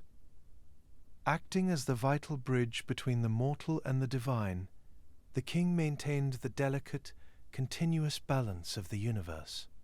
Through his careful, measured actions, the chaotic forces of the untamed wilderness were constantly subdued and organized into peaceful patterns. The heavy wooden scepter and the woven crown were not symbols of oppression, but tools of profound cosmic maintenance. When the ruler sat upon his elevated throne, he became the physical embodiment of the celestial laws that governed the ancient world. His spoken decrees mirrored the absolute certainty of the shifting constellations, providing a firm, unshakable foundation for the growing society to flourish. To ensure the continued prosperity of the fertile valleys, these gentle caretakers oversaw the expansion of the vast agricultural networks. They guided the willing hands of the workers to carve grand canals, maintaining the flow of sweet fresh water to the thirsty fields. The rhythmic scrape of wooden tools against the damp clay echoed the steady heartbeat of a civilization, moving in perfect harmony with nature. A fragrant, cooling breeze carried the sweet scent of blooming orchards through the shaded streets. The gentle ruler walked slowly among his people, carefully inspecting the towering mud brick walls and the deep irrigation trenches. His watchful presence guaranteed that every citizen operated smoothly within the boundaries of the sacred blueprints, preventing the friction of chaos from taking root in the soil. Ancient records indicate that the highest priority of these early kings was the administration of absolute, unwavering justice. They protected the fragile harmony of the community by shielding the weak from the strong and the poor from the greedy. The king listened to the daily disputes of the farmers and the merchants with an endless and soothing patience. He weighed every action against the divine parameters of the holy May, speaking judgments that resonated with the clarity of a calm river. His decisions washed away the dark stains of conflict, restoring the peaceful equilibrium of the world around them. The careful construction of magnificent temples consumed a great deal of the royal attention and energy. These towering sanctuaries provided a clean, purified resting place for the deities whenever they chose to visit the mortal realm. The king organized the massive labor forces with a quiet grace, laying the baked mud bricks in perfect alignment with the distant planetary spheres. The rich smell of burning cedar and sweet incense drifted from the high temple platforms, signaling the deep devotion of the earthly sovereign. He poured clear water and fine oils over the smooth altars, offering the very best of the grain harvest back to the unseen creators. These slow and deliberate rituals maintained the vital flow of energy, keeping the terrestrial planes securely in alignment with the sacred will of the divine. During the long, tranquil centuries of the earliest dynasties, the transition of power occurred with a natural and unbroken rhythm. When an ancient king finally surrendered his weary body to the yielding earth, the heavy mantle of leadership was passed seamlessly to his rightful successor. The cosmic engine never paused or faltered, sustained entirely by the endless chain of dedicated mortal custodians. Scribes meticulously recorded the vast lengths of these primeval reigns, pressing the memory of the early shepherds into the soft clay. They documented immense spans of time that stretched the limits of human comprehension, perfectly matching the slow rotation of the celestial vault. These sweeping chronologies reflect a deep, abiding fascination with the eternal and cyclical nature of the great cosmic wheel. The human ruler was never alone in his heavy task of managing the sprawling, complex mud brick settlements. He was constantly surrounded by a quiet council of wise elders and dedicated priests, all working together to interpret the subtle signs of the natural world. Their collective wisdom ensured that the decrees of the water god were executed with absolute and flawless precision across the land. The daily burdens of administration were peacefully laid aside. The ancient leader looked up into the shimmering expanse, watching the exact same eternal stars that had guided his distant ancestors. He knew that his own brief existence was but a single fleeting breath in the endless, magnificent lifespan of the universe. The deep, rhythmic pulse of the sleeping population resonated through the baked soil, mirroring the steady turning of the heavens. This flawlessly balanced ecosystem hummed with the quiet efficiency of a perfectly tended and watered garden. The earthly realm rested securely in the capable hands of its mortal caretakers, completely unaware of the looming shadows gathering on the distant horizon. As the long golden era of the first monarchs began to slowly fade into the cooling twilight of memory, a profound and heavy silence returned to the ancient river valleys. Even as the massive gears of the cosmos shifted with time and the early empires faded into the dust, the sacred knowledge of the first rulers was never truly lost.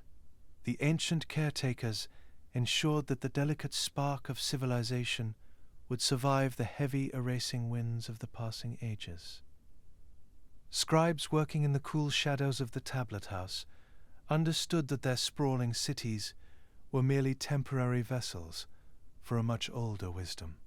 They never viewed themselves as the brilliant architects of their own culture, but rather as the dedicated restorers of a majestic and divine legacy. Their steady, careful hands worked tirelessly to preserve the magnificent blueprints handed down from the distant heavens. By pressing their slender reeds into the soft river clay, they captured the complex mathematical architecture of the universe itself. These patient scholars recorded the endless cycles of the wandering planets and the slow turning of the starry vault above. Every careful wedge-shaped mark served as a permanent anchor, tethering the fragile mortal realm to the absolute certainty of the celestial spheres. The vast, silent geometry of the night sky was brought down to the earth, translated into simple columns and predictable rows. Ancient astronomers tracked the luminous paths of the great constellations, ensuring that the earthly calendars remained perfectly synchronized with the cosmos.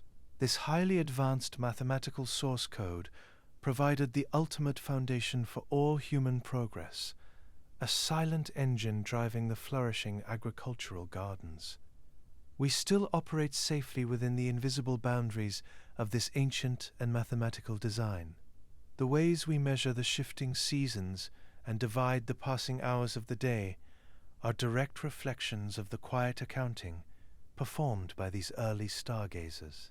Their profound dedication to the holy May kept the fabric of reality intact, allowing the rhythm of existence to continue without any chaotic interruption. As the towering mud-brick ziggurats slowly crumbled back into the flat plains, the heavy clay records were buried safely beneath the baked soil. The knowledge of the first cities went to sleep in the dark earth, resting peacefully until the turning ages required its guiding light once again. Millions of intricate tablets slept completely undisturbed, wrapped in the protective, heavy embrace of the silent desert. Above the sleeping archives, the great rivers continued their slow and patient journey toward the southern sea. The physical walls of the early metropolis dissolved into the shifting sands, but the immortal spirit of their culture remained permanently etched into the buried clay. It was a perfect mechanism of preservation, designed to outlast the fleeting temporary reigns of mortal kings. The ancient teachers knew that the world was incredibly fragile, and that the long memory of mankind needed a secure, immovable sanctuary. They surrendered their personal ambitions to become the anonymous guardians of this profound inheritance, working without any desire for worldly glory. Through their quiet devotion The fundamental principles of civilization were gathered into a vast, resting, cosmic library. Generations of weary laborers walked over the hidden ruins, completely unaware of the magnificent empires sleeping silently beneath their tired feet. Yet the spark of human advancement remained alive below, in the darkness, holding the sacred instructions for building towering temples and sweeping canals.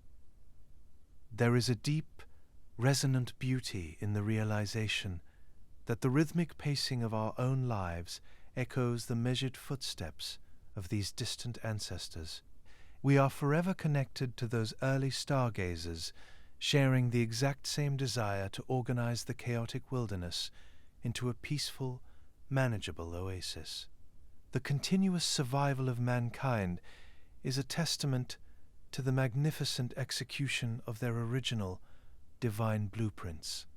Whenever the dark winds of uncertainty threaten to overwhelm the peaceful plains, the buried wisdom of the past provides a steady, reassuring anchor.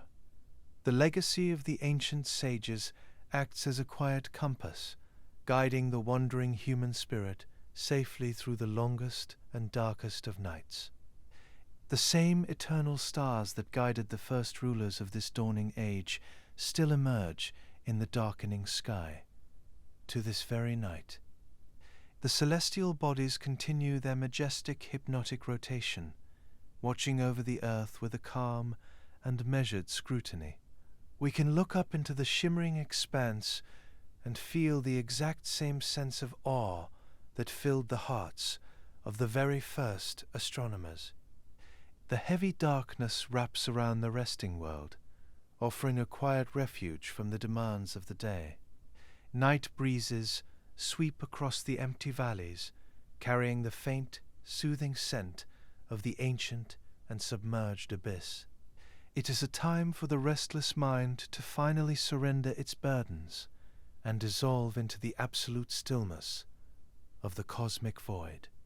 Within this profound, tranquil silence, the whispers of the ancient scribes can still be heard, echoing softly through the corridor of time.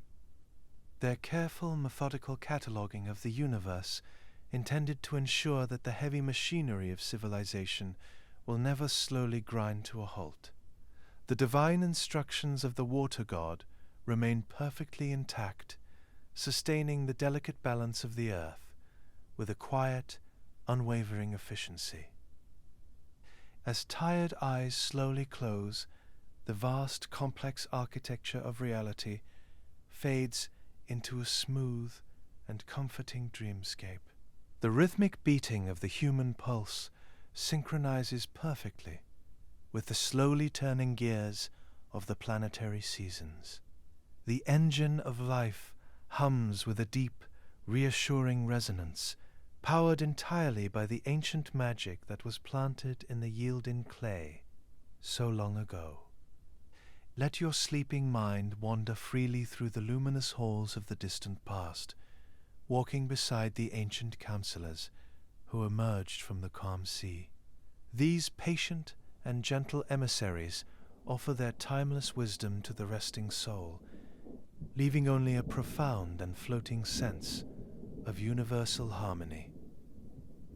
Our minds turn to the magnificent, beautiful puzzle of our own origins as we drift further and further into the welcoming embrace of the night. We rest peacefully in this continuous chain of human knowledge, stretching backward into the misty dawn of deep time. This unbroken lineage guarantees the peaceful continuation of mankind, promising that the light of understanding will always endure. The ancient caretakers fulfilled their sacred duty, preserving the spark of culture through the sweeping transitions of the ages. Their massive, silent efforts allow us to rest securely in the knowledge that the universe operates according to a perfect and divine design. The earthly realm remains completely safe, cradled gently in the compassionate, watery hands of the supreme creators.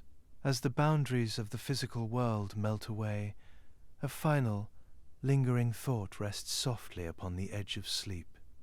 The vast tapestry of history invites us to settle into the grand and eternal procession of the ages, anchored by the steady, quiet pulse of the ancient earth.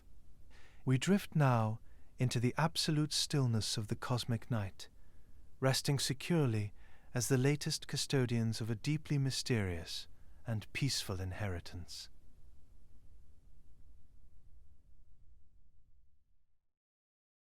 The engine of civilization hums with a quiet efficiency, sustained entirely by the steady drumbeat resonating inside the chests of the mortal caretakers. Below the flat horizon, the laborers go about their lives, from the break of day to their return to their humble reed homes at night, sharing the quiet satisfaction of a world kept perfectly in balance. They settle into the fading light, drifting safely away into a dark slumber, where every weary thought dissolves completely into the vast, encompassing quiet. But just as the fate of the Igigi laborers before them, the lives of these human laborers would not always remain as steady and sure. Someday there would come a time of great catastrophe, when the gods turned their world upside down, and humanity would never be the same again. To explore this legendary set of events, we must return to the tablets where the knowledge of the deep past was carefully protected and hidden away, buried in the sands of a desert that was once the great fertile Mesopotamian plain. We begin with an enthralling question. What if the first marks pressed into clay were never intended to be a beginning, but the final effort to hold on to a world that was already slipping into the long shadows of the past? Perhaps the sky we see tonight is no longer the sky that watched over the first builders, but a shifting mark of time that witnessed the great waters that scrubbed the world clean. We often speak of the written word as a milestone, yet it might be better understood as a way to catch the last echoes of a memory before it vanished forever into the silence. Deep within the sun-scorched stretches of the southern plains, where the air is heavy and the sand keeps the secrets of 1,000 lifetimes, the ruins of the first cities sit like ghosts. Beneath the broken brick and the ground polished by the desert wind, there are countless clay fragments. Each one bears the rhythmic and angled indentations of hands that moved with a strange and practiced confidence. These ancient fingers worked as if they were not learning a craft, but were recording a truth they had always known. These marks look like the tracks of birds caught in a drying riverbed, repeating in patterns so complex and so perfect that they once held the entire weight of a civilization. The clay itself is a patient witness. It is a material pulled from the riverbanks and smoothed by human hands to receive a message that was intended to last forever. When we hold these fragments in the mind, we are touching a physical bridge that spans thousands of years of human experience. There is a stillness in these objects, a sense of permanence that demands we slow our thoughts and listen to what they have to say. These markings are what we call cuneiform, and together they represent texts inscribed on clay tablets from ancient Mesopotamia. What truly stays with the mind is not merely how old these tablets are, but the unwavering certainty of their tone. They do not feel like the clumsy experiments of a people who were just learning how to communicate through symbols. Instead, they read like a ledger that was already halfway finished before the stylus ever touched the damp surface. If you are listening to this in the quiet hours of the night, enjoying the video as your thoughts begin to calm, consider subscribing to Legends of the Dawn. It helps these stories live on and ensures they reach others who are seeking the same space to rest.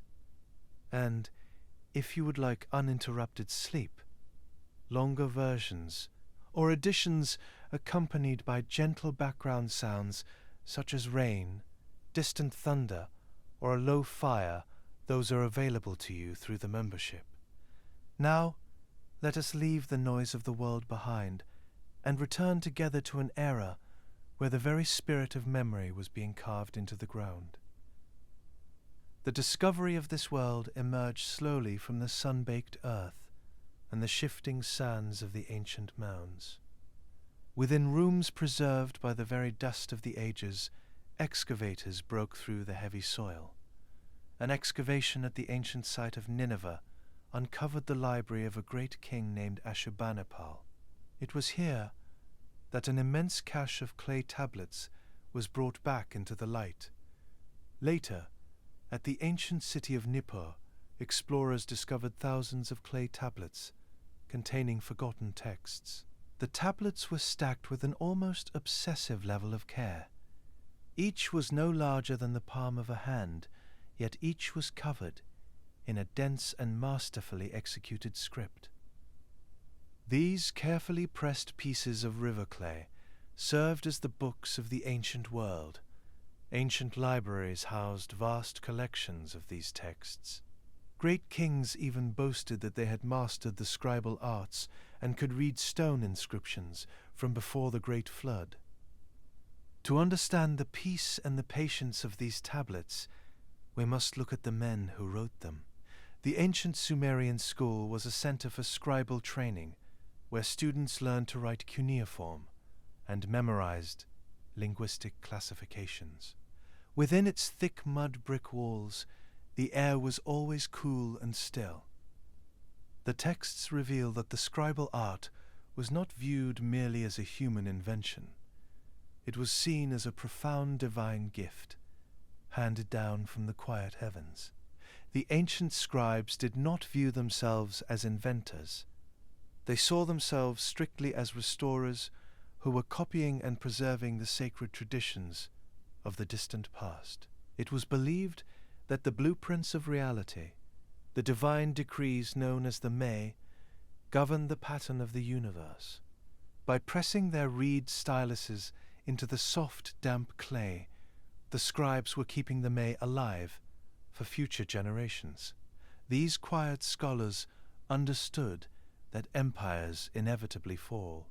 They viewed their ultimate duty as ensuring the cultural memory and the blueprints of civilization survived the cyclical rise and fall of human eras.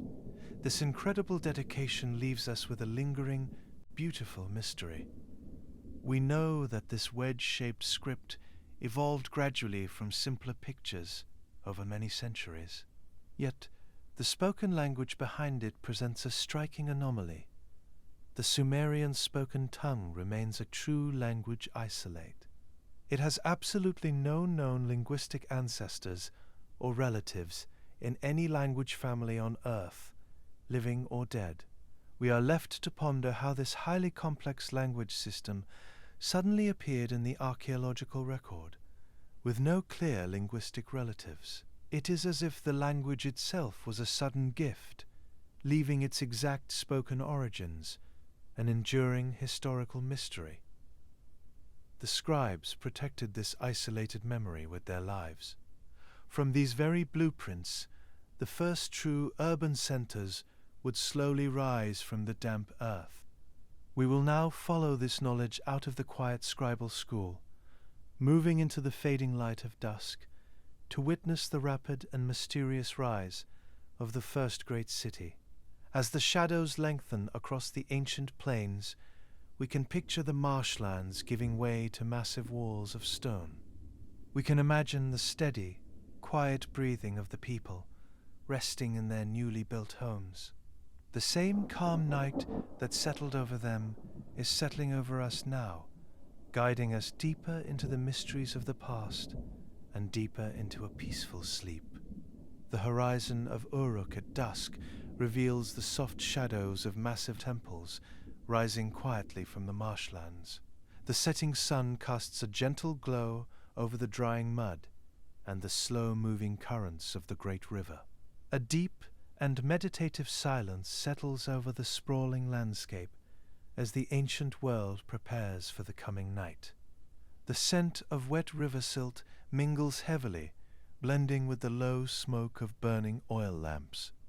From the quiet darkness of the plains emerged a settlement, one that would change the turning gears of human history forever. During the early dynastic period, this quiet gathering of homes experienced an unprecedented expansion that spread far across the earth. The sheer scale of this vast urban spread emerged like a sudden crystallization of human effort, stretching across the marshy plains. The heavy clay structures expanded outward, growing until they covered nearly 1,000 acres of the surrounding territory. This massive concentration of life operated as a perfectly calibrated machine, functioning with massive and monumental proportions. Within the heavy walls of this immense city lived generations of people, souls who moved to the quiet and rhythmic pulse of their temples. The slow turning of the seasons dictated the planting of grain, followed by the gentle harvesting of the fertile earth. A vast network of canals acted as the life-giving arteries, sustaining this tremendous and urban organism. The administration of such a vast territory required a profound level of organization, a system that had never before been seen beneath the stars. Research suggests a lingering mystery regarding how these ancient minds so quickly mastered the professional planning necessary to maintain this scale. The quiet streets and sprawling agricultural sectors were carefully designed, built to keep the heavy gears of society turning peacefully. Certain interpretations propose that the sudden mastery of this complex script is a mirror, reflecting the shockingly rapid expansion of their physical city. The vast population of Uruk moved through their days, walking beneath the watchful and silent gaze of their protective deities. The temple priests organized the labor of the thousands of souls, the people who dug the canals and shaped the heavy bricks.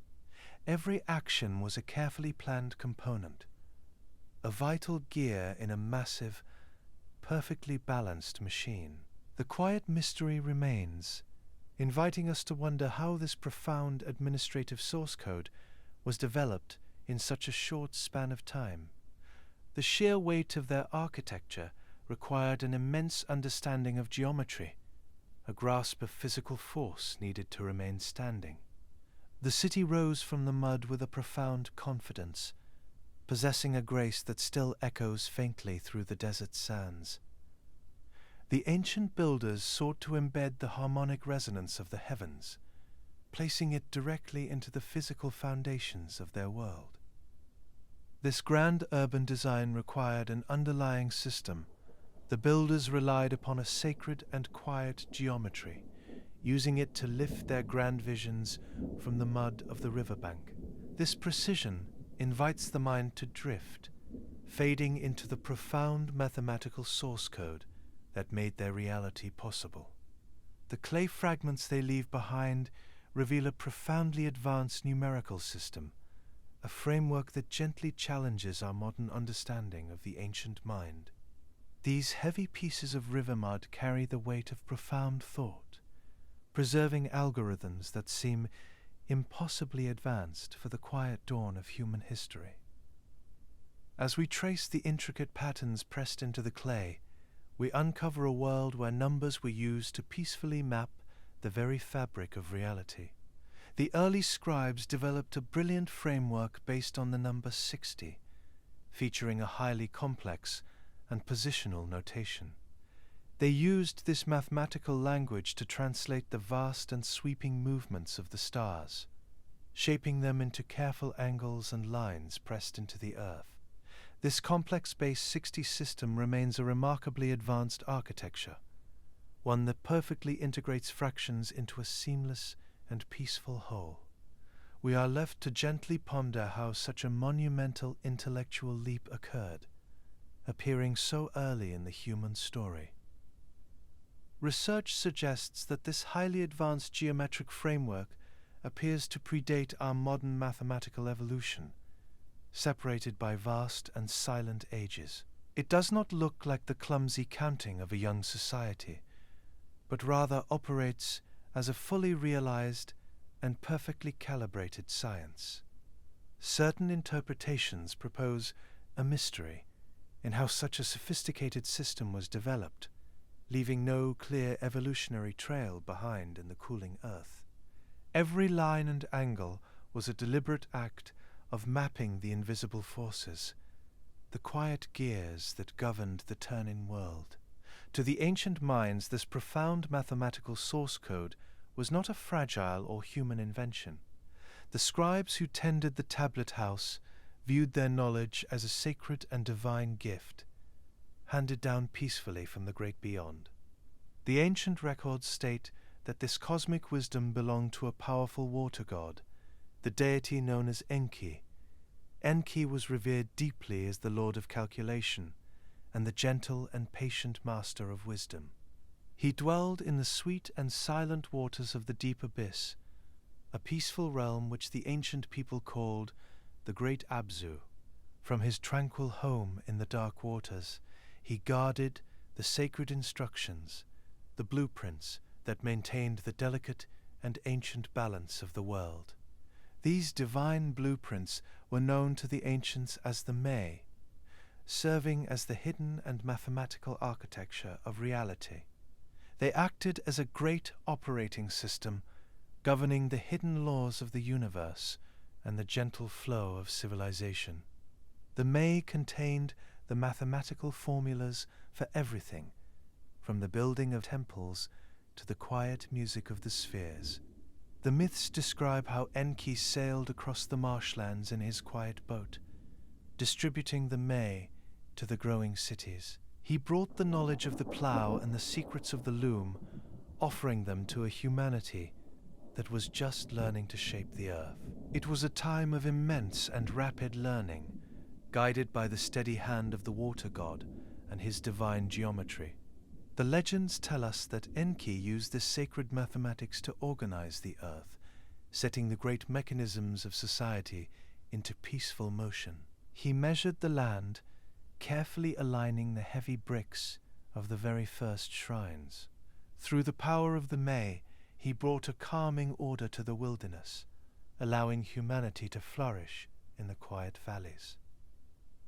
One famous clay artifact, held quietly in a modern collection, shows the beautifully precise geometry of a carved square. Etched softly across its diagonal is a mathematical calculation so accurate it mirrors our modern understanding of complex roots. It is a quiet testament to a people who understood the hidden and numerical architecture of the physical world.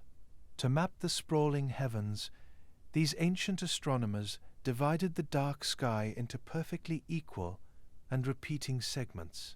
This circular geometry allowed them to track the slow and majestic movements of the stars, charting their paths across the vast and silent expanse.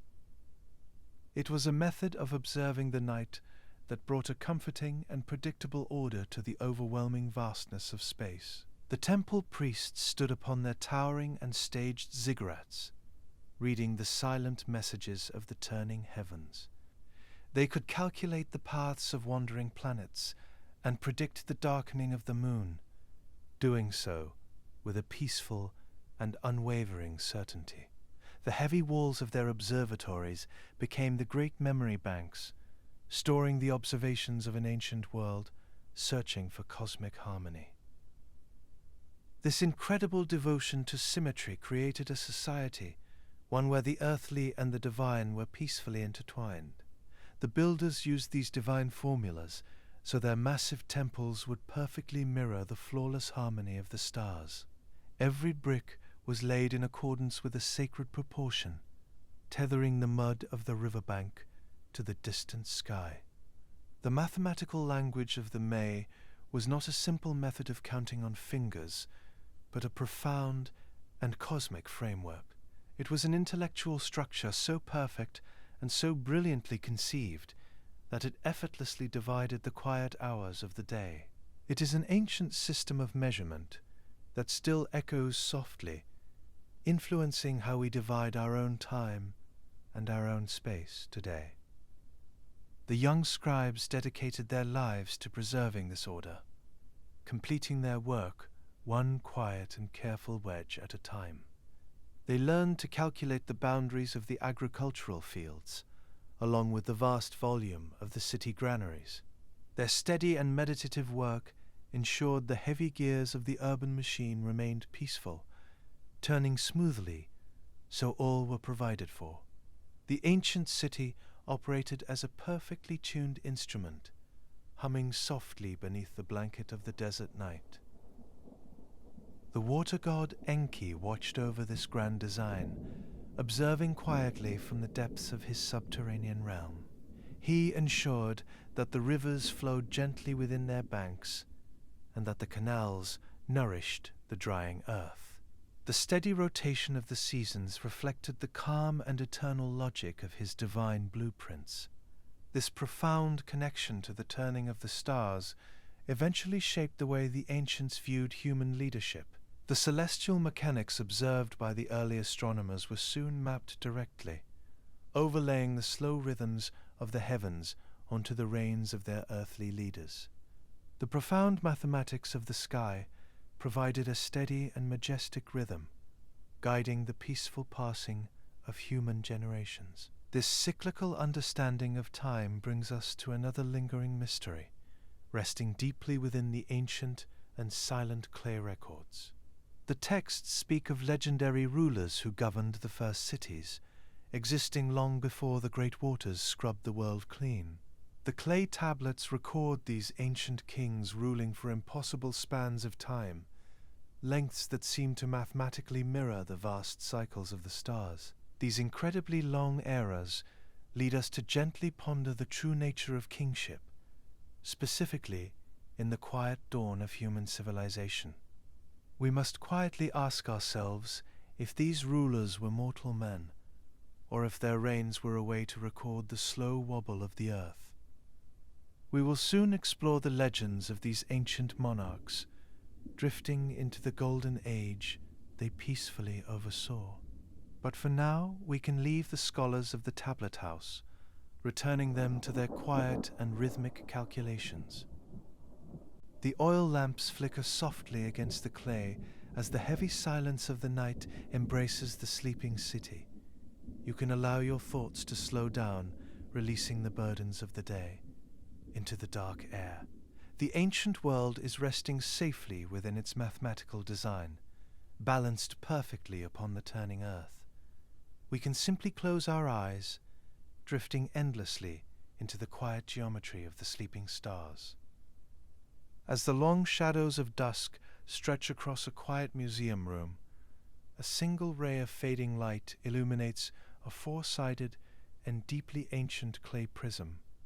This silent artifact is known to modern scholars as the Weld-Blundell prism, preserving the echoes of an era that existed long before the great waters washed the earth. The ancient scribes who pressed their wedges into this heavy clay did not view the concept of human leadership as a fragile or mortal invention. To these early minds, the heavy burden of kingship was a divine technology, a profound system of order that literally descended from the turning heavens. It was a sacred mechanism designed to tether the chaotic earth to the predictable stars, ensuring the great engine of civilization turned smoothly and peacefully. The records state that this divine and heavy crown first settled upon Eridu, a city resting softly at the very edge of the Sweetwater abyss. In this sacred place, the first mortal king took his seat upon a heavy throne, guided by the quiet wisdom of the water god, the deity known as Enki. The king was a living conduit for the divine blueprints, known as the May, the cosmic algorithms that maintained the delicate and beautiful balance of reality. The ancient king list records that this first ruler was named Allulim, a leader who oversaw the great marshlands with a steady and calming hand. The ancient texts claim that he governed his people in a state of perfect harmony, sitting upon his throne for an impossible span of tens of thousands of years. He watched the slow turning of the constellations from his quiet temple, measuring the vastness of time with a patient and unwavering gaze. He was eventually followed by other incredibly long-lived monarchs, kings like Enmenluana, who ruled the ancient world for massive and peaceful eras.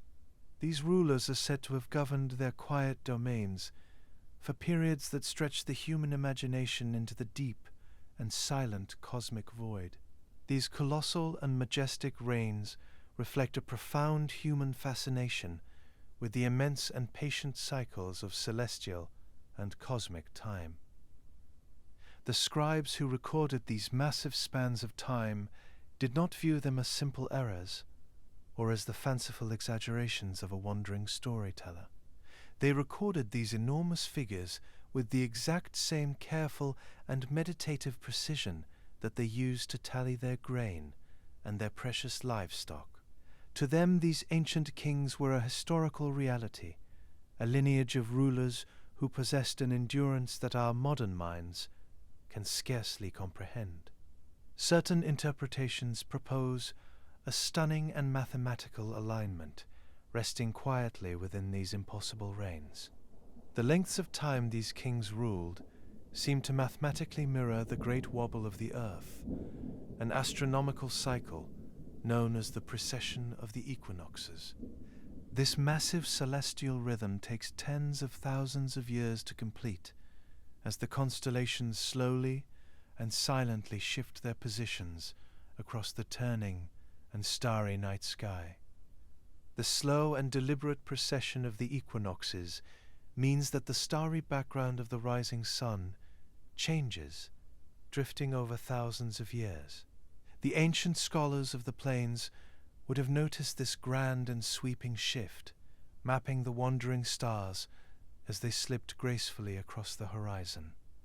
This majestic rotation provided an overarching framework, a celestial clock that ticked slowly behind the veil of the ancient night. This celestial cycle operates like a massive and complex clockwork gear, grinding slowly in the dark. The ancient astronomers carefully observed this subtle shift, recording the mathematical differences over vast and quiet generations. They recognized that their earthly world was tethered to this cosmic machine, a system that required perfect and harmonic measurement. It is possible that these ancient and impossibly long reigns were actually a brilliant and beautiful method of recording the vast turning of the heavens. By tracking the slow movement of the stars, the ancient astronomers may have encoded their cosmic knowledge, embedding it directly into the lifespans of their legendary kings. This means the early kings were not simply mortal rulers, but living markers of deep and ancient time, breathing in unison with the universe. This deep astronomical knowledge was believed to be a vital component of the May, the divine blueprints of reality that governed the sleeping universe. The kings of the ancient world were the earthly guardians of these decrees, ensuring that human society perfectly mirrored the flawless harmony of the stars. Under their long and peaceful guidance, the early cities flourished, growing quietly in the warm light of the southern plains. The clay prism tells us that when a king finally returned to the earth, the heavenly kingship would gently and peacefully move to another great city. It traveled slowly across the flat alluvial plains, bringing periods of immense growth and prosperity to each new and reaching capital. This slow migration of power created a vast network of thriving urban centers, all united by a shared and deeply sacred history. The texts record that when the kingship moved across the plains, it descended upon these new capitals with the full and resonant blessing of the gods. Cities like Batibira and Larak rose to immense and quiet prominence, their heavy stone walls glowing softly in the bright light of the ancient sun. The people of these sprawling cities flourished under the divine protection, building massive temples that reached ever closer to the turning sky. The ancient lists tell us that the kingship eventually moved to the city of Sipar, a place known deeply as the seat of the great sun god. Here the rulers were taught the quiet and sacred secrets of divination, learning to read the will of the heavens in the soft and silent signs. The people of Sipar maintained this profound connection to the stars, passing their celestial and mathematical wisdom down through the fading generations. The great kingship came to rest in the city of Shurabak, the last capital to rule before the heavy rains began to fall. This city was situated peacefully on the flat and fertile plains, where the rivers provided a constant flow of life-giving and sweet water. It was within these very mud-brick walls that the final antediluvian monarch would face the ultimate test of human and mortal endurance. This sweeping antediluvian era was remembered as a time of immense peace, when humanity lived in constant and rhythmic harmony with the divine forces of the earth. The air was filled with the quiet rustle of the reeds and the steady breathing of a people who were secure and comfortable in their world. There was no fear of sudden destruction or violent change, for the ancient kings maintained a perfect, calming cosmic balance. The daily lives of the people were woven directly into this mathematical structure, finding deep comfort in the predictable movements of the earth. They planted their grain and harvested their crops in a timeless, unbroken cycle of natural abundance. The passing of thousands of years felt like the gentle turning of a single, endless day. The rulers of this age were said to be guided by wise counselors, quiet sages who emerged from the deep waters to teach the gentle arts of civilization. These figures walked peacefully alongside the early kings, ensuring that the divine May were properly understood and carefully applied. Together they created a highly engineered and balanced society, one that was perfectly aligned with the slow and majestic rhythms of the natural world. The grand architecture of their cities mirrored this immense and cosmic stability, anchoring the society firmly to the earth. Every canal and mud brick wall was designed to reflect the divine order, creating a physical manifestation of the turning heavens. The ancient world became a quiet and perfect reflection, catching the starlight like a still, dark pool of water. But the incredibly long reigns of this golden age were eventually brought to a sudden and silent halt. The great gears of the ancient world shifted with a heavy groan as the rivers began to swell beyond their muddy banks. The profound legacy of these eternal kings was buried completely, slipping beneath a deep and heavy blanket of water. The slow progression of the early kings was interrupted by a profound and sudden shift in the cosmos. Explorers digging deep beneath the ruins of the ancient city of discovered the physical memory of this devastation. Beneath the lively debris of the earliest towns, they struck a massive and sterile layer of pure river clay. This deep and silent band of silt abruptly interrupted the steady and mechanical flow of human history. It was a layer so thick and clean that it could only have been deposited by a catastrophic inundation. Similar deposits of waterborne earth were found beneath other great cities, sealing away the secrets of the very first builders in a dark slumber. The excavators revealed a sharp, undeniable boundary dividing the world before the flood from the world after. The ancient clay records do not describe this devastation as a random natural disaster, but as a deliberate reset engineered by the highest authorities of heaven. When the scribes pressed their wedges into the damp earth, they recorded a time long before the deluge, when the lesser gods were forced to bear the heavy toil of the earth. These junior deities, known as the Igigi, were tasked with digging the massive canals and maintaining the complex irrigation systems that kept the world in balance. For many centuries they shouldered this strenuous labor, until the grinding burden of their work became entirely too much to bear.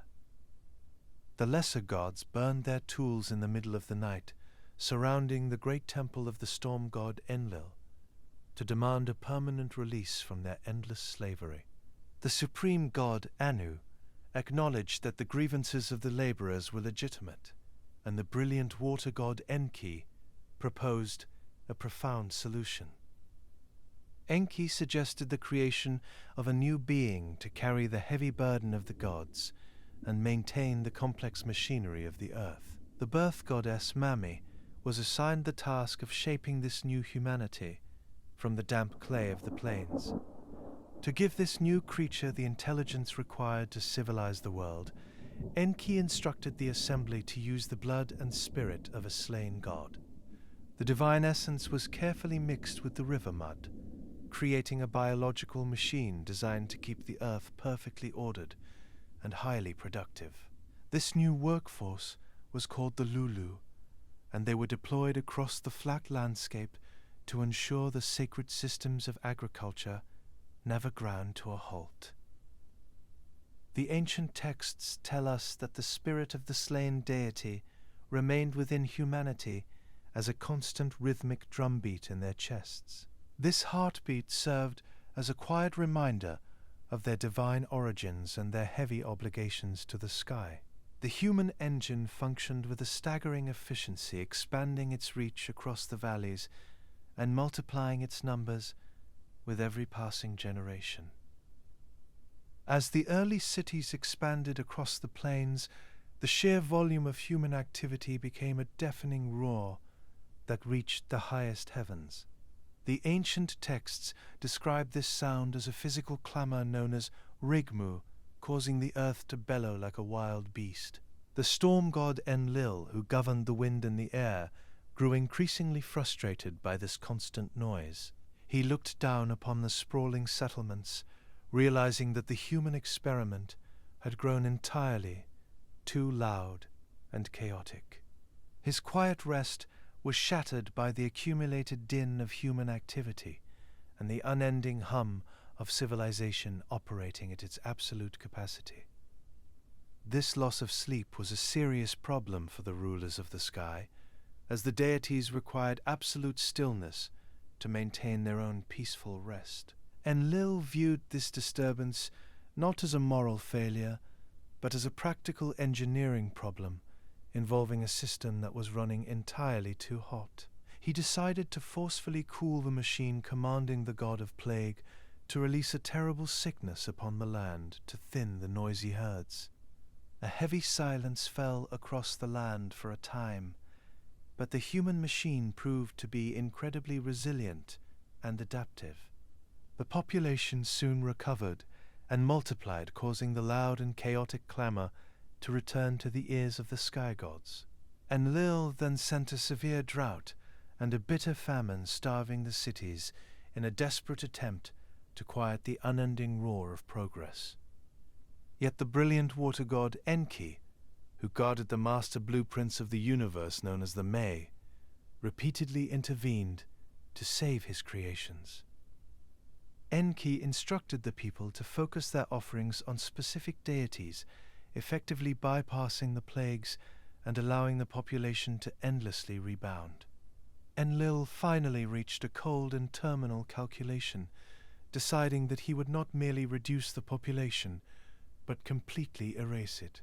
The supreme rulers convened in the darkness of the inner sanctum, forcing the entire divine assembly to swear a strict oath of total destruction. The gods agreed to unleash a massive deluge as an absolute and final solution to the problem of the overwhelming sound. The decree was meant to be an absolute secret, hidden carefully from the ears of mortal men. Enki understood that if humanity was entirely wiped out, the highly advanced system of civilization would be lost to the dark waters. Bound by a strict oath not to speak to any human, the water god found a clever solution within the constraints of the law. He traveled to the ancient city of Shuruppak, approaching a wall of woven reeds that formed the outer boundary of the home of a devout king named Ziusudra. The deity did not address the man directly, but instead pressed his face against the vibrating reeds and spoke to the structure itself. Enki commanded the reed wall to listen closely, instructing the king to tear down his house and build a massive boat. He told the listening ruler to abandon all worldly possessions and focus entirely on saving the fundamental essence of life. The water god warned the king that the impending deluge would be absolute, taking the form of a violent surge designed to wash away the sprawling cities forever. He told the ruler to weave thick ropes of palm fiber and to gather the vast knowledge of his people into the hold. The king listened carefully to the rustling of the reeds, preparing to build a massive sanctuary that could withstand the crushing weight of the abyss. The instructions provided by Enki were highly technical, demanding a sturdy vessel built with equal length and width to mirror the cosmic geometry. Survival became a matter of pure engineering as the king sealed the heavy wooden hull with massive amounts of boiling pitch. He coated both the inside and the outside of the great craft with the black glass of the earth, ensuring it was perfectly watertight. He loaded the cubic vessel with his family and the animals alongside the skilled craftsmen who held the rescued knowledge of the world. Dark clouds began to gather on the distant horizon as the powerful forces of nature were mobilized for total destruction. The people of the ancient world went about their daily labor, completely unaware of the massive shadow falling over their fragile homes. The secret of the divine assembly had been perfectly kept, ensuring that no door would be left open for a desperate escape. Once the heavy doors were sealed shut from the outside, the ancient world waited in quiet anticipation for the impending storm. As the final days of the Golden Age ticked quietly away, the king led the animals of the earth into the dark and waiting hold. He loaded the heavy stones of the ancient world alongside the delicate and irreplaceable formulas of the sacred May. He gathered his family and his most skilled craftsmen, pulling the heavy wooden doors tightly shut against the cooling air of the twilight. Outside the walls of the sealed capsule, the turning heavens began to darken with a terrifying and unnatural speed. The sky turned the color of bruised iron, and the great dikes of the earth simply gave way, unable to hold back the immense pressure of the deep. The record indicates the flood was not merely a storm of rain, but a catastrophic structural failure of the natural plumbing of the earth. The gods of the assembly raised their flaming torches, lighting up the land with a terrifying brightness as the chaotic forces of nature were unleashed. The storm god Adad thundered in the black clouds, while the god of the underworld pulled out the mooring posts of the earth. The warrior god Ninurta caused the ancient dikes to give way as violent winds and a roaring deluge overwhelmed the flat plains. Water came from below and above, simultaneously erasing the accumulated work of generations in a matter of days. The noise of humanity stopped immediately, replaced by the terrifying roar of the tempest that raged for many long days and dark nights. The ancient scribes tell us that the gods themselves retreated cowering like dogs against the outer walls of heaven. They were overwhelmed by the totality of the destruction they had unleashed, realizing entirely too late that they had broken the very mechanism of the world. The mother goddess Nintu wept bitterly for her creations, lamenting that her people now filled the sea like the spawn of cold fish. The sprawling fields and complex irrigation canals were entirely erased, replaced by a vast and stagnant ocean of thick brown water.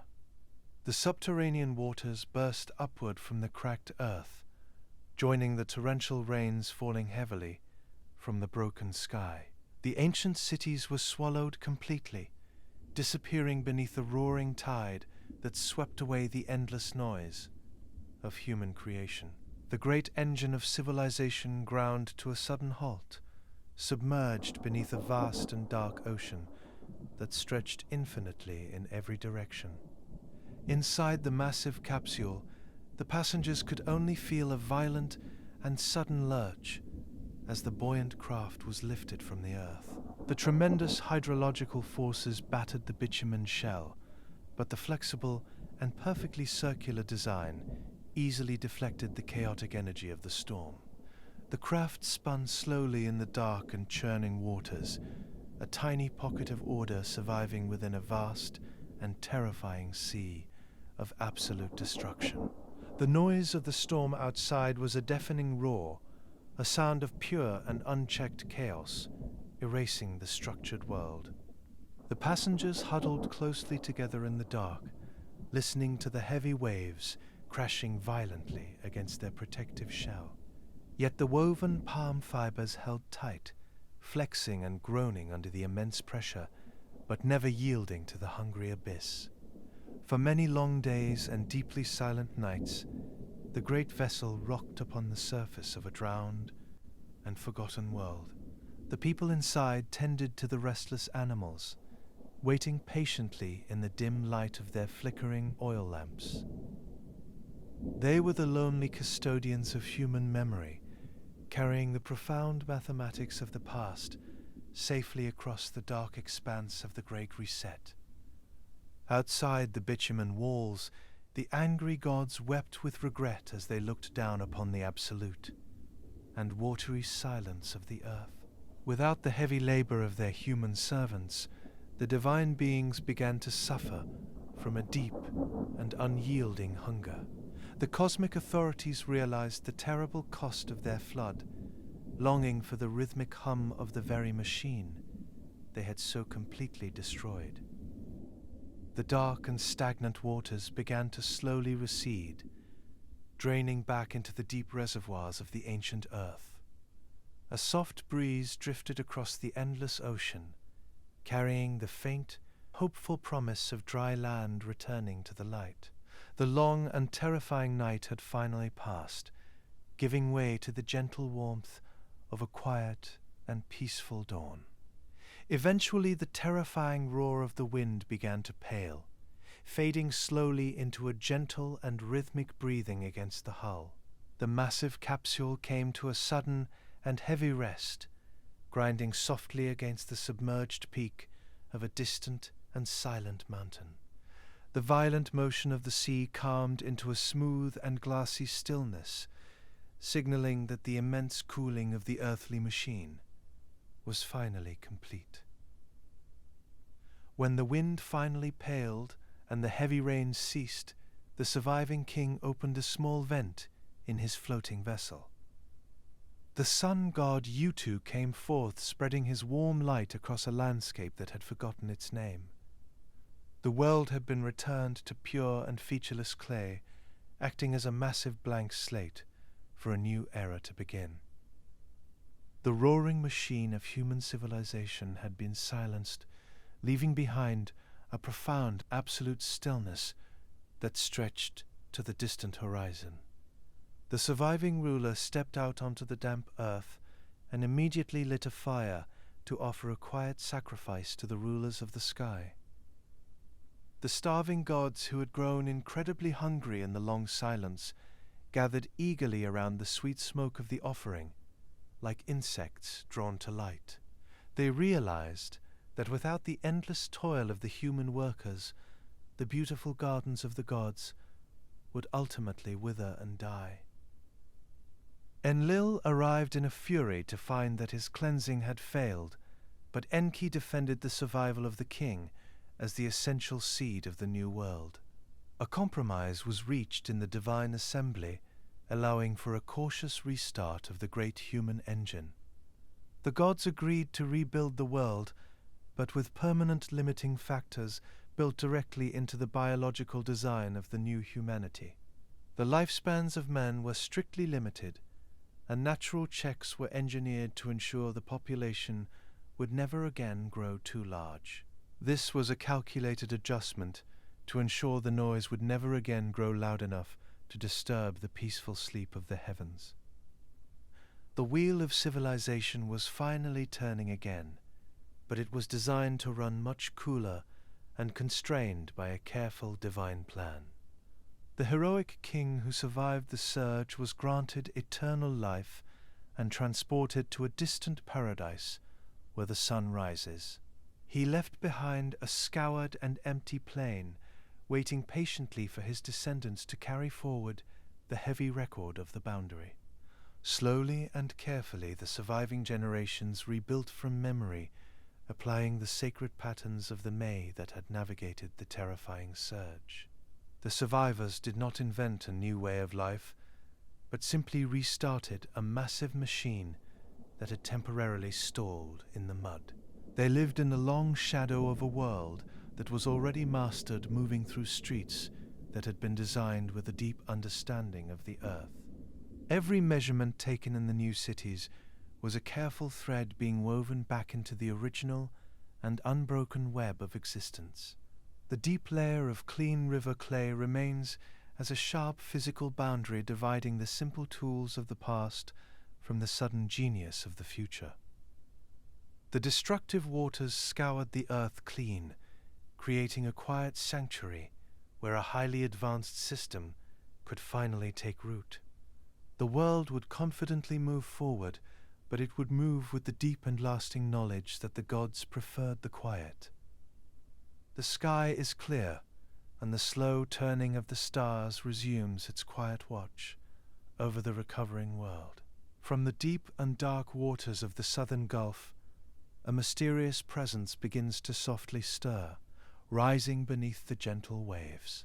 The ancient records tell us that humanity did not have to rebuild its shattered world entirely alone, but was given a profound and divine assistance. Deep within the archives of the ancient world, stone reliefs cast in flickering lamplight reveal the imposing figures of strange and magnificent beings. These silent guardians are known in the earliest traditions as the Apkallu, or the 7 great sages of the primeval earth. They act as a profound and peaceful bridge, connecting the fragile minds of mortal men to the vast and eternal wisdom of the gods. The ancient lore states that these mysterious figures emerged slowly from the Apsu, the deep and sweet water abyss that rests beneath the earth. They walked peacefully onto the muddy shores, bringing the sacred blueprints of the May back into the warming light of the ancient sun.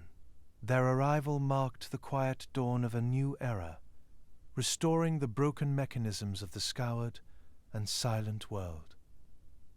The first of these magnificent sages was known as Adapa, a being of immense and quiet intellect who understood the hidden laws of the turning universe.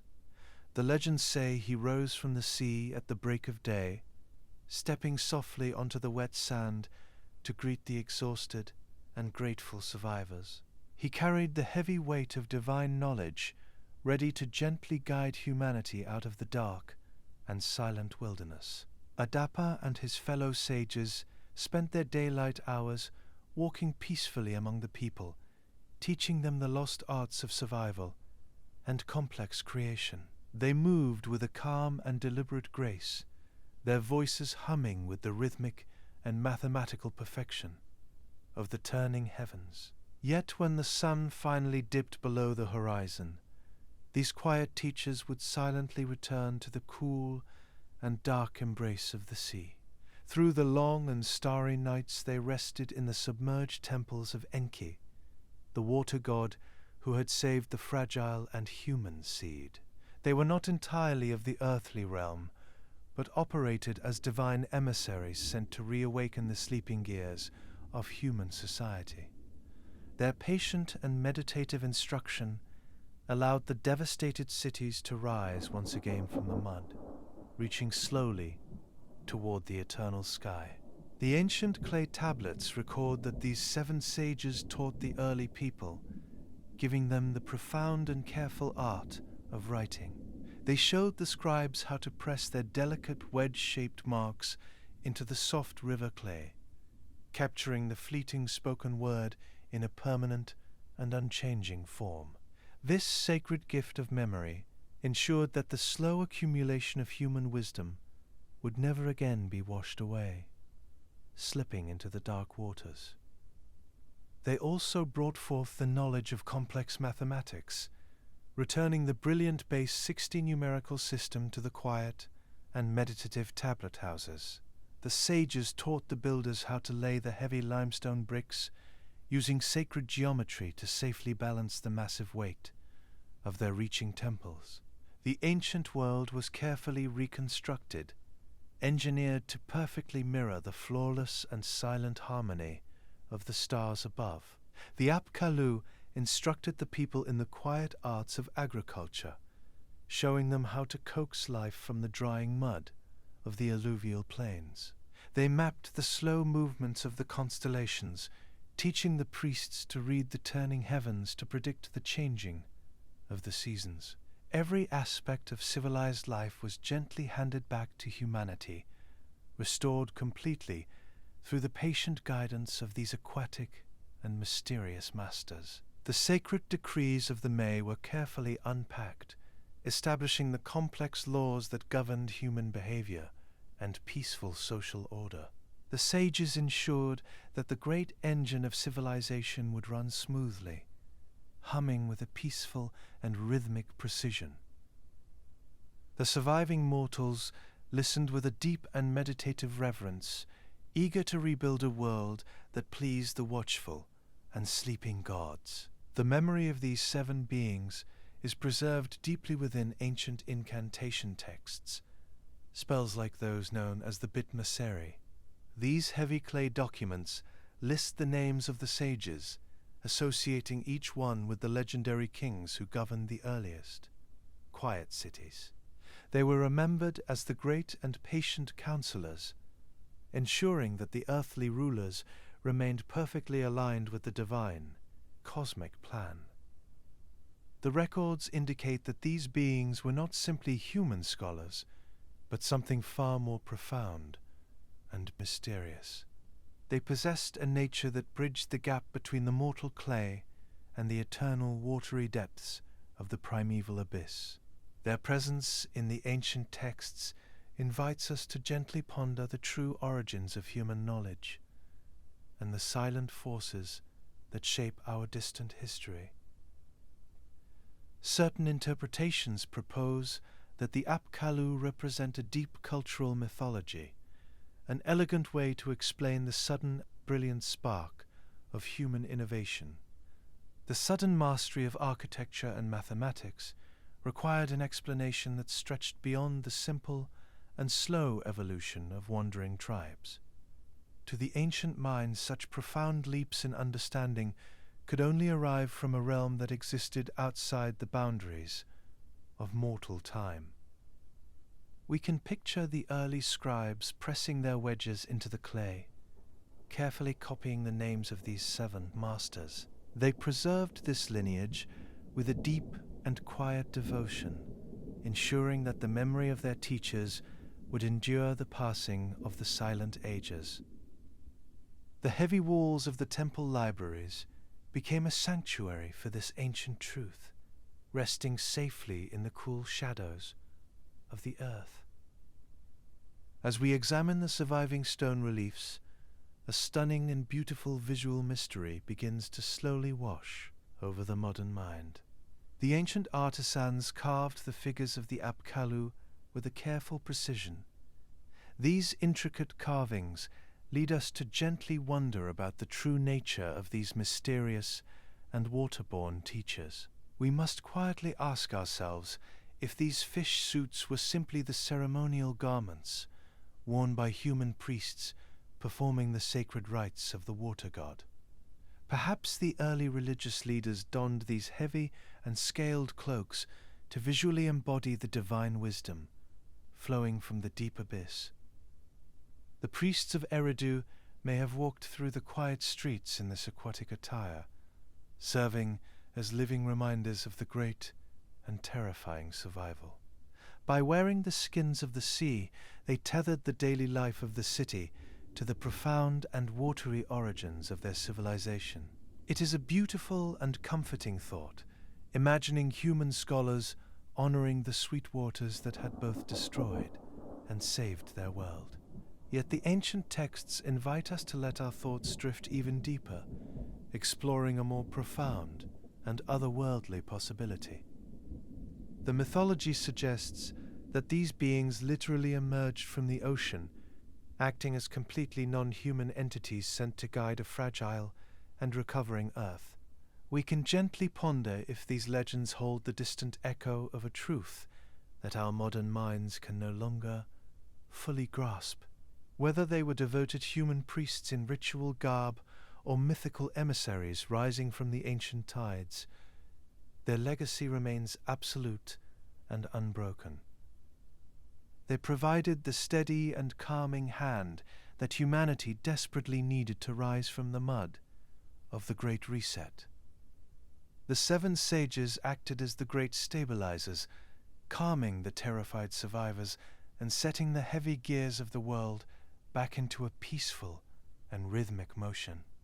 The surviving families gather closely around the quiet fires of the newly washed earth, listening intently to the soft teachings of the seven aquatic sages. The people look up at the heavy and turning stars, wondering silently why the gods had chosen to spare them from the devastating waters. The mysterious Apkallu answer this quiet plea, revealing the profound and ancient secret of why the human form was originally engineered. The sages explain that long before the Great Deluge, the ancient world operated under a completely different and deeply burdensome system of divine labor. The lower tier of deities known as the Igigi were forced to bear the grueling work of the earth, shaping the raw and muddy plains into a habitable domain. These lesser gods were the original architects of the land, tasked with digging the massive canals and clearing the heavy watercourses of the ancient rivers. For 40 long and exhausting years, the Igigi carried the heavy clay baskets upon their shoulders, working tirelessly beneath the hot, unyielding sun. They carved the deep channels of the great rivers, ensuring that the sweet waters flowed perfectly to sustain the luxurious lives of the senior gods. The great Anunnaki rested peacefully in their high and shaded temples, entirely removed from the dirty and exhausting toil of the lower plains. The sheer scale of this divine landscaping project was entirely unprecedented, requiring the lesser gods to carve deep, endless trenches through the solid rock. The work was absolutely unbearable, and the exhausted deities finally reached the very limits of their divine and immortal endurance. The ancient records tell us that the Igigi threw their heavy tools into the fire, watching the flames consume the instruments of their endless slavery. They marched together in the dead of the night, surrounding the great and towering temple of the storm god Enlil, to demand a permanent release from their servitude. The heavy doors of the temple were quickly locked against the angry mob, and the divine vizier hurriedly awoke the sleeping and terrified Enlil. The sky gods looked down upon the massive crowd of divine workers, realizing that the great, turning engine of the world was on the brink of total collapse. The supreme assembly of the heavens was thrown into a deep, profound chaos, searching desperately for a way to appease the rebellious workers without stopping the agricultural machine. The great storm god Enlil paced anxiously within the heavy walls of his sanctuary, listening to the roaring chants of the striking gods outside his door. He called upon the supreme ruler Anu and the wise water god Enki, begging them to bring a peaceful end to the terrifying, unprecedented divine uprising.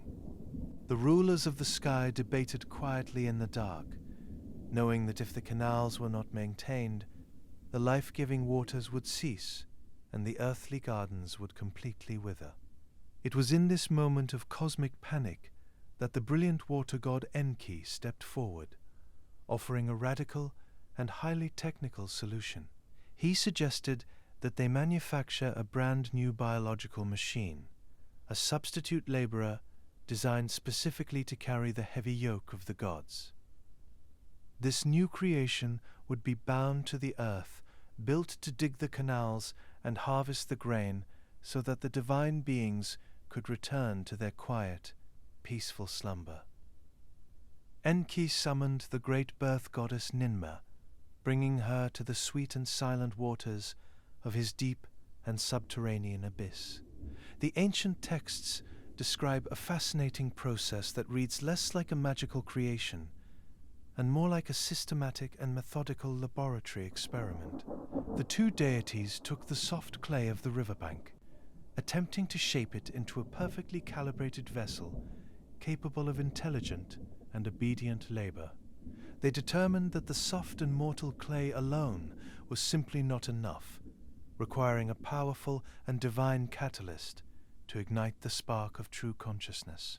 The early builders of the world needed a creature that could understand the complex instructions of the gods and perfectly execute the sacred blueprints of the May. To safely manage the complex and mathematical geometry of the fields, this new worker would need to fully comprehend the divine and turning order of the cosmos. The divine assembly selected a rebel god named Wailer, a deity who possessed the profound and deep intelligence needed for this new earthly vessel. The ancient scribes recorded that this god was quietly slain in the assembly, and his blood was carefully collected to be mixed with the heavy and wet mud of the riverbank. This divine essence acted as the ultimate binding agent, fusing the immortal spirit of the heavens directly into the fragile and mortal clay of the earth. By weaving his powerful and divine blood into the muddy earth, the gods ensured that humanity would forever possess a tireless and reaching ambition. This brilliant and biological compromise perfectly bridged the massive gap between the eternal heavens and the fragile and dying mud of the alluvial plains. The birth goddess carried this divine mixture in her womb, nurturing the biological seed until the very first humans drew their breath in the quiet dawn. The resulting creation was called the Lulu, a masterpiece of biological engineering designed exclusively to operate the massive and agricultural machinery of the plains. The ancient texts tell us that the spirit of the slain deity remained permanently trapped within the human chest, echoing softly as the rhythmic drumbeat of the pulse. This steady and beating heart served as a permanent reminder of their divine origins and their heavy obligations to the sleeping sky. The early humans were immediately deployed across the flat landscape, taking up the heavy wooden baskets and the digging tools that the Igigi had so angrily abandoned. They worked the rich soil so the great gods could finally rest in the cool and quiet shadows of their reaching temples. The earthly human engine functioned with a staggering and beautiful efficiency, expanding its reach across the valleys and multiplying its numbers with every passing generation. The people planted the grain and tended the sheep, utterly unaware that their growing and massive population would eventually produce the deafening noise that brought about the Great Reset. The seven sages finished their quiet story, watching as the flickering light of the fire dances softly across the faces of the exhausted and listening survivors. The people now deeply understand the heavy burden of their own existence, accepting their sacred duty to maintain the beautiful and cosmic harmony of the stars. They recognize that their survival was not a random accident, but a calculated preservation of the only workforce capable of keeping the divine and earthly machine in perfect balance. The heavy weight of this origin story settles peacefully over the camp, anchoring the fragile human minds to the deep and eternal turning of the heavens. Under the quiet guidance of the Apkallu, the ancient and legendary cities began to slowly rise again, building upward from the scoured plains. The foundations of Eridu and Uruk were laid with a meditative precision, anchoring the newly washed earth to the predictable turning of the sky. The massive ziggurats reached upward, serving as quiet mountains of clay that connected the human realm to the distant stars. The sages ensured that the new temples were built according to the flawless geometric proportions contained within the sacred May. Every mud brick was shaped and placed with a deep reverence, creating a physical harmony that mirrored the peaceful, cosmic order. The world was being carefully engineered to run quietly, avoiding the chaotic noise that had previously disturbed the slumber of the gods. The surviving human population grew slowly and deliberately, guided by the measured wisdom of their 7 counselors. The frantic clamor of the old world was replaced by a gentle, rhythmic hum of a society operating in perfect and careful balance. The rivers were channeled into new and quiet canals, bringing life-giving water to the fields without overwhelming the delicate banks. The ancient texts tell us that the Apkallu eventually completed their monumental task, finishing the quiet restoration of the earthly machine. Their divine instructions were firmly embedded into the minds of the temple priests, and the laws of the universe were safely pressed into the clay. The great engine of human history was turning smoothly once again, powered by the profound mathematics of the deep abyss. With their sacred duty fulfilled, the legends claim that the 7 sages slowly retreated back, returning to the vast and silent waters. They walked peacefully into the sweet abyss, disappearing beneath the gentle waves of the sea from which they had first quietly emerged. They left behind a thriving and mathematically perfect world, resting safely in the warm light of the southern sun. The memory of their quiet presence lingered in the minds of the people, woven deeply into the fabric of their daily lives. The scribes continued to honor the sages in their incantations, calling upon their ancient wisdom to ward off the dark and unseen forces. The image of the fish-cloaked master became a permanent symbol of protection, carved softly into the heavy stones of their palaces. The knowledge brought by the Apkallu allowed the new generations of humanity to flourish, growing with a quiet, profound confidence. They no longer lived in fear of a sudden and watery doom, for they possessed the divine source code needed to maintain the peaceful, cosmic balance. The earthly world had been successfully rebooted, running on a highly advanced operating system that promised a long and enduring stability. We are left to marvel at the brilliant narrative architecture that the ancient minds constructed, creating a story to explain their own sudden genius. The lore of the 7 sages provided a comforting and unified origin for all of human culture, tying every earthly achievement to the divine and watery abyss. It is a testament to a people who recognized that their civilization was a fragile gift, requiring constant, careful preservation. The story of the Apkallu gently reminds us that true wisdom is often born, rising from the darkest and deepest of waters. The catastrophic cooling of the earthly machine gave way to a brilliant and enlightened renaissance, guided by the silent teachers of the deep. The ancient world had survived its greatest test, emerging from the wet clay with a renewed and beautiful purpose. As the great cities expanded their quiet reach across the plains, a new and fascinating chapter of human development began. The ancient builders sought to bring the earth closer to the heavens, constructing massive and staged towers known as ziggurats. These artificial mountains were built with solid brickwork and heavy bitumen, crowned at their very summits by quiet and sacred temples. The temple priests stood upon these towering platforms in the cool night air, reading the silent messages of the turning and starry sky. They tracked the slow and majestic movements of the cosmos, mapping the visible paths of the wandering planets across the dark expanse.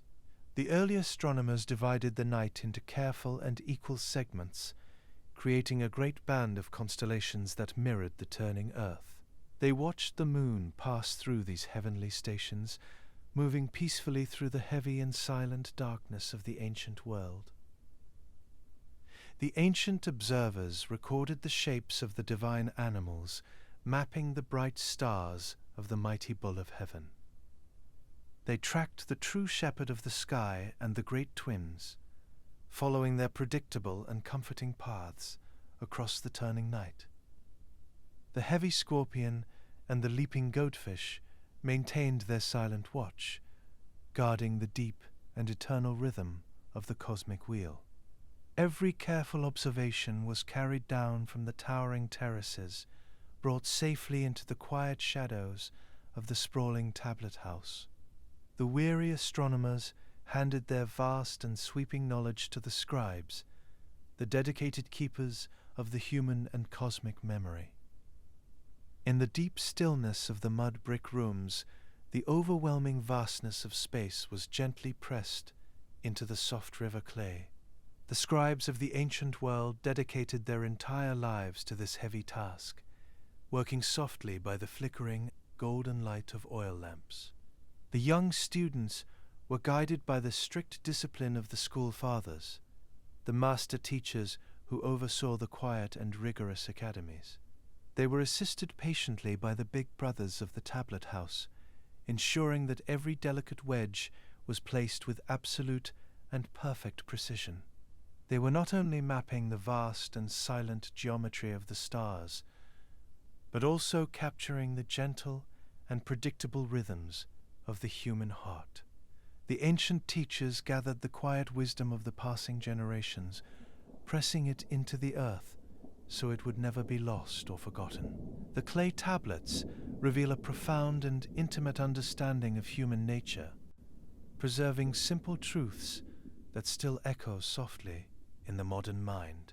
The young scholars learned the simple truth that a sweet word is a friend to everybody, smoothing the heavy frictions of daily life. The clay records state that a loving heart builds a peaceful home, and a hating heart destroys the quiet foundations of the house. They taught their young students that friendship may only last for a single day, while the deep bonds of kinship will endure forever. They knew that the harsh desert canteen is the very life of a man, and the heavy shoe is his protective eye against the earth. The ancient wisdom claimed that a wife is the future of a man, and his son will always serve as his quiet and enduring refuge. The ancient teachers noted that working hand to hand builds the house of a man, while turning stomach to stomach will surely destroy it. The scribes wrote that the man who possesses much silver may be happy, and the man who harvests much grain may be glad.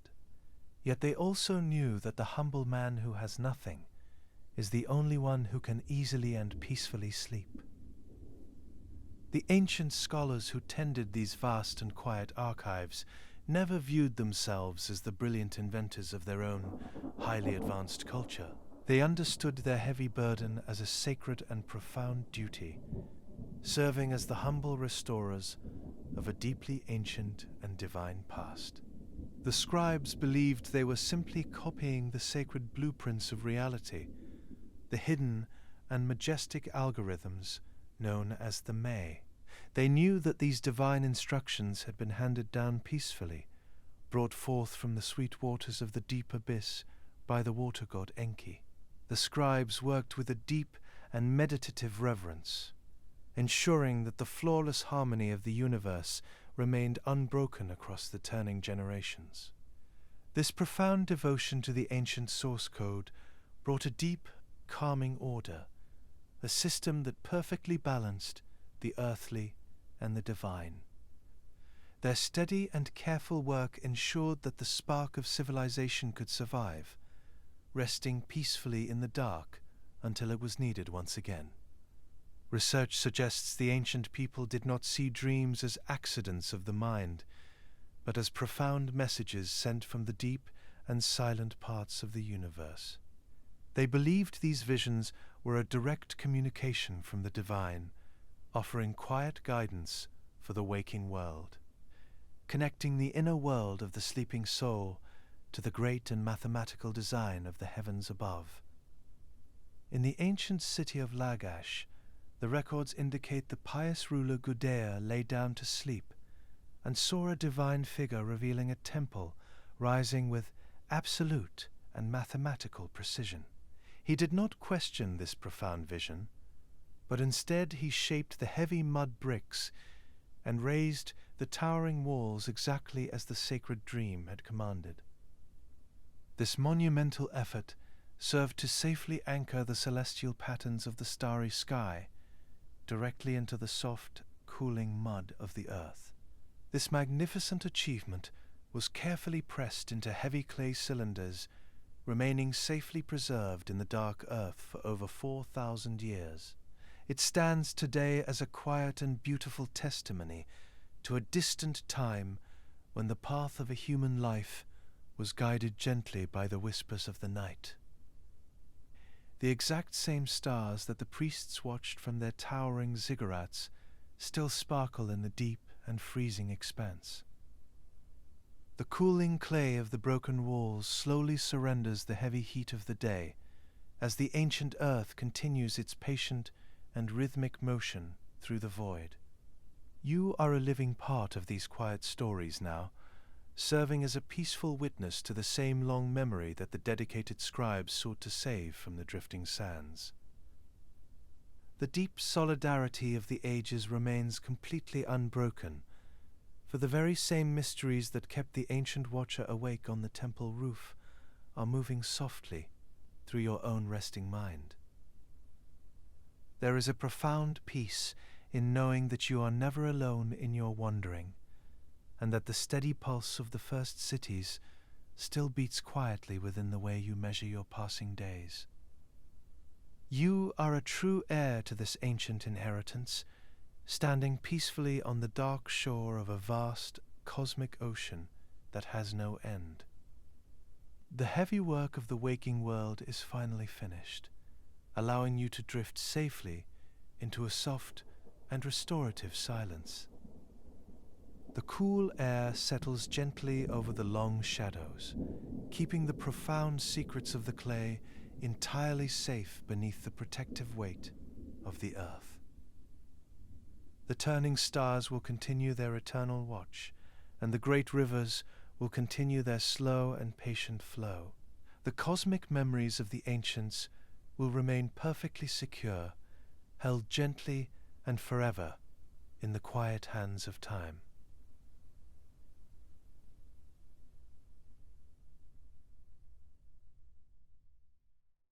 The engine of life continues to hum with a deep and reassuring resonance, powered by the ancient magic that was first etched into the yielding clay of Mesopotamia.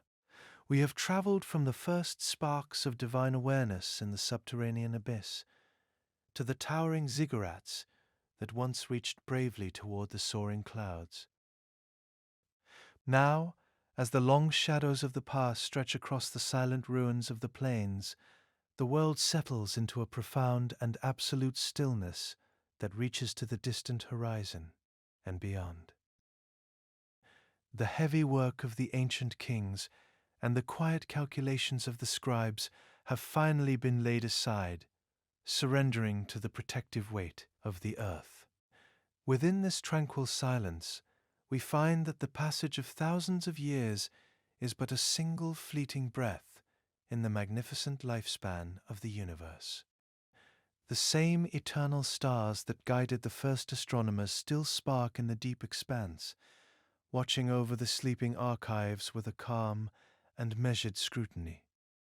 We rest securely in the knowledge that our own rhythmic pulse is a living part of this ancient inheritance, a permanent memorial of the divine contribution to our earthly existence. As the light of the past dissolves into the vast, encompassing quiet, we remain safely anchored to the sacred blueprints, drifting endlessly on the calm and silent currents of human history.